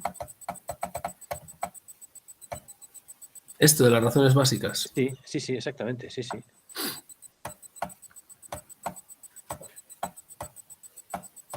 Y es que luego en la adenda también veo que hay 2 apartados, uno con sumas de cuadrados y otro con razones básicas. Entonces creo que es la misma, son distintas formas de calcular lo mismo. Ah, sí, claro. Sí, es que, claro, pero una vez más estamos Liando, ¿no? Estamos haciendo exactamente, o sea, vamos a ver, los cálculos hay que hacerlos de una forma o de otra. Entonces, ¿aquí qué están haciendo? Vamos a ver, vamos a darle un vistazo a esto. Dicen, han hecho las sumas por cada uno de los grupos, con lo cual con las sumas tendrían de alguna forma las medias, ¿no? Aquí empezamos por la suma de cada nivel y utilizamos la letra T total para la suma de todas las puntuaciones. Muy bien. Perfecto. Entonces nos dice aquí que esta es la suma de todas las puntuaciones. A continuación calculamos las siguientes expresiones, las cuales se denominan razones básicas y cuya estructura siempre es el cociente entre el sumatorio y el número de casos. Perfecto. ¿Qué es esto? ¿Qué es A? Pues A es A1 al cuadrado entre N1 más A2 al cuadrado entre 2 más A3 al cuadrado entre N3. ¿Vale? ¿Esto qué es? ¿Qué están calculando aquí? La suma de los diferentes grupos, las medias, los grupos. Claro, están, fijaos, la SC inter, la SC intra y la SC total. La suma de cuadrados inter, la suma de cuadrados intra y la suma de cuadrados total. Esos números los tenemos nosotros aquí, ¿no? Son estos que están aquí. Estamos en el ejemplo 2. Este de aquí. Son estos números que están aquí. Son esos. Claro, estos números son varianzas, al fin y al cabo. Entonces, ¿cómo los puedes calcular? Pues los puedes calcular con unas fórmulas de varianzas o con otras fórmulas de varianzas. ¿Cuál te resulte más cómodo? Pues ya sabéis, ¿no? Pues para gustos están los colores. Es decir, aquí lo que nos proponen es calcular estos mismos numeritos, este 150,47 que sale aquí, ellos lo calculan haciendo la I menos la T. ¿Qué es la I? Es la suma de todos los valores de la I al cuadrado, ¿vale? Entonces, eso le restan este número que está aquí, que es la T, que es la suma total elevada al cuadrado entre n, y en realidad lo que están haciendo es calcular la varianza de otra manera distinta. La varianza, o mejor dicho, la variación total de otra forma distinta. Si recuerdas, respondiendo a tu pregunta, ¿no? Cuando calculábamos la varianza, en la asignatura de análisis de datos, la podíamos calcular o bien haciendo el promedio de los cuadrados de las desviaciones, que era una forma, y la otra forma era la esperanza de las puntuaciones al cuadrado, o sea, la media de los cuadrados de las puntuaciones menos el cuadrado de la media. ¿Te acuerdas de aquello? Eran 2 formas de calcular la varianza. Bueno, pues aquí lo que están diciendo es lo mismo. Están basándose en fórmulas de ese estilo para llegar a la misma conclusión. Puedo calcular la variación de una manera o de otra. Bien, si te sirven estas fórmulas, si te resultan más cómodas estas fórmulas que proponen aquí, adelante. Te va a dar exactamente lo mismo. Pero creo que para entender lo que están haciendo, y mi objetivo es no que aprendamos a hacer operaciones como pollo sin cabeza, sino entender qué es lo que se está haciendo, creo que se entiende mucho mejor esto porque aquí vemos de dónde sale cada una de las desviaciones. Ahora, ¿cómo calculo este número de la forma más rápida posible? Bueno, pues a lo mejor no tengo que hacer todas estas operaciones porque hay una forma más sencilla, ¿no? Obviamente, ¿no? Si yo quiero calcular este 150, pues realmente esto es el numerador de la varianza. Y el numerador de la varianza, pues lo puedo calcular utilizando las fórmulas que utilizo para calcular la varianza, las que sean. Por ejemplo, estas que nos dan aquí en el libro. Entonces, sí, razones básicas, fantástico, podemos usar esto. Yo ni lo había mirado esto, realmente lo había mirado porque, insisto, me parece que proporcionar unas fórmulas sin explicar por qué estas fórmulas funcionan, pues a mí no me satisface. Entonces, como no me ha dado tiempo de ver por qué estas fórmulas funcionan, pues ni siquiera me lo planteo. Ni me lo planteo. Pero vamos, adelante, es decir, si resulta más cómodo hacerlo así, pues sin ningún problema. Pero ya te digo, la idea que está detrás de eso es la que te estoy diciendo. Es decir, para calcular la varianza hay 1000 formas y una de ellas es la que están proponiendo aquí. Más preguntas. Bueno, entonces mi propuesta para rematar, porque llevamos ya 2 horas, mi propuesta para rematar esto es que os propongo que hagáis lo siguiente. Yo me tomaría el ejercicio de autocomprobación, que está, como os decía, aquí al final del capítulo, en el que nos plantean otro caso pues un poquito más grande, con más numeritos. 4 grupos y en cada grupo pues tenemos 2, 4, 6, 8 y 10 observaciones. Ya es un ejemplo pues bastante potente y lo que os diría es, bueno, pues que os aseguréis de que entendéis todo lo que está ocurriendo aquí. Es decir, ¿no? Que aquí tenemos los sujetos con su variable dependiente, con el grupo, la media global, las desviaciones, qué significa cada una de estas cosas, elevarlo al cuadrado y después, y esto es lo que no nos ha dado tiempo a ver hoy, es la parte de, oye, ¿qué ocurre si yo, como ocurre aquí, rechazo la hipótesis nula porque mi estadístico de contraste es mayor que el valor crítico de las tablas? Claro, eso simplemente quiere decir que hay alguna medida diferente, pero ¿cuál es diferente? Y entonces nos dicen que hay una cosa que se llama los contrastes a posteriori o contrastes de Scheffé. Bueno, y hay una fórmula que es esta, y aquí está resuelto en este caso particular para ese ejercicio de autocomprobación de dónde saldría ese estadístico, ese valor crítico, el intervalo crítico de Scheffé que lo llaman, ¿no? Bueno, pues aseguraros de que entendéis de dónde sale eso y cómo se interpreta. Y ya está, pero ya digo, yo creo que es bastante más simple que lo que nos cuentan en el capítulo. Si tenéis alguna pregunta más. Tendríamos que ver a partir del 5.6, comparaciones múltiples. Eso es, esa parte. En particular la parte de comparaciones a posteriori, porque la parte de comparaciones a priori ya veréis cuando lo leáis que no dice nada. Dice que hay 2 tipos de comprobaciones, a priori y a posteriori. Las a priori no dice nada y dice vamos a hacer a posteriori. Entonces explica el criterio de Scheffé. Y fundamentalmente en ese criterio todo consiste en entender esta fórmula que está aquí. Entender esta fórmula, entender qué contraste estás planteando y a partir de ese contraste determinar este sumatorio que está aquí a la derecha, la parte un poquito más liosa, pero bueno, se ve con los ejemplos que está aquí, se ve bien. Y después, nada, lo demás lo tenemos todo porque A es el número de grupos, F es el valor crítico que hemos conseguido en las tablas, la MC intra es el cuadrado medio de intragrupos que ya lo hemos calculado, todo lo tenemos. Lo único que nos falta es este sumatorio que está aquí que depende de los tamaños de cada colectivo y del contraste particular que estemos planteando. Si es comparar una media con otra o si es comparar una suma de 2 medias con el promedio de otras 3 o lo que sea, ¿no? Pero hay distintos ejemplos aquí que yo creo que se pueden entender perfectamente. Así que os invito a que le echéis un vistazo a eso y si hay dudas, pues lo comentamos en la siguiente sesión. ¿Vale?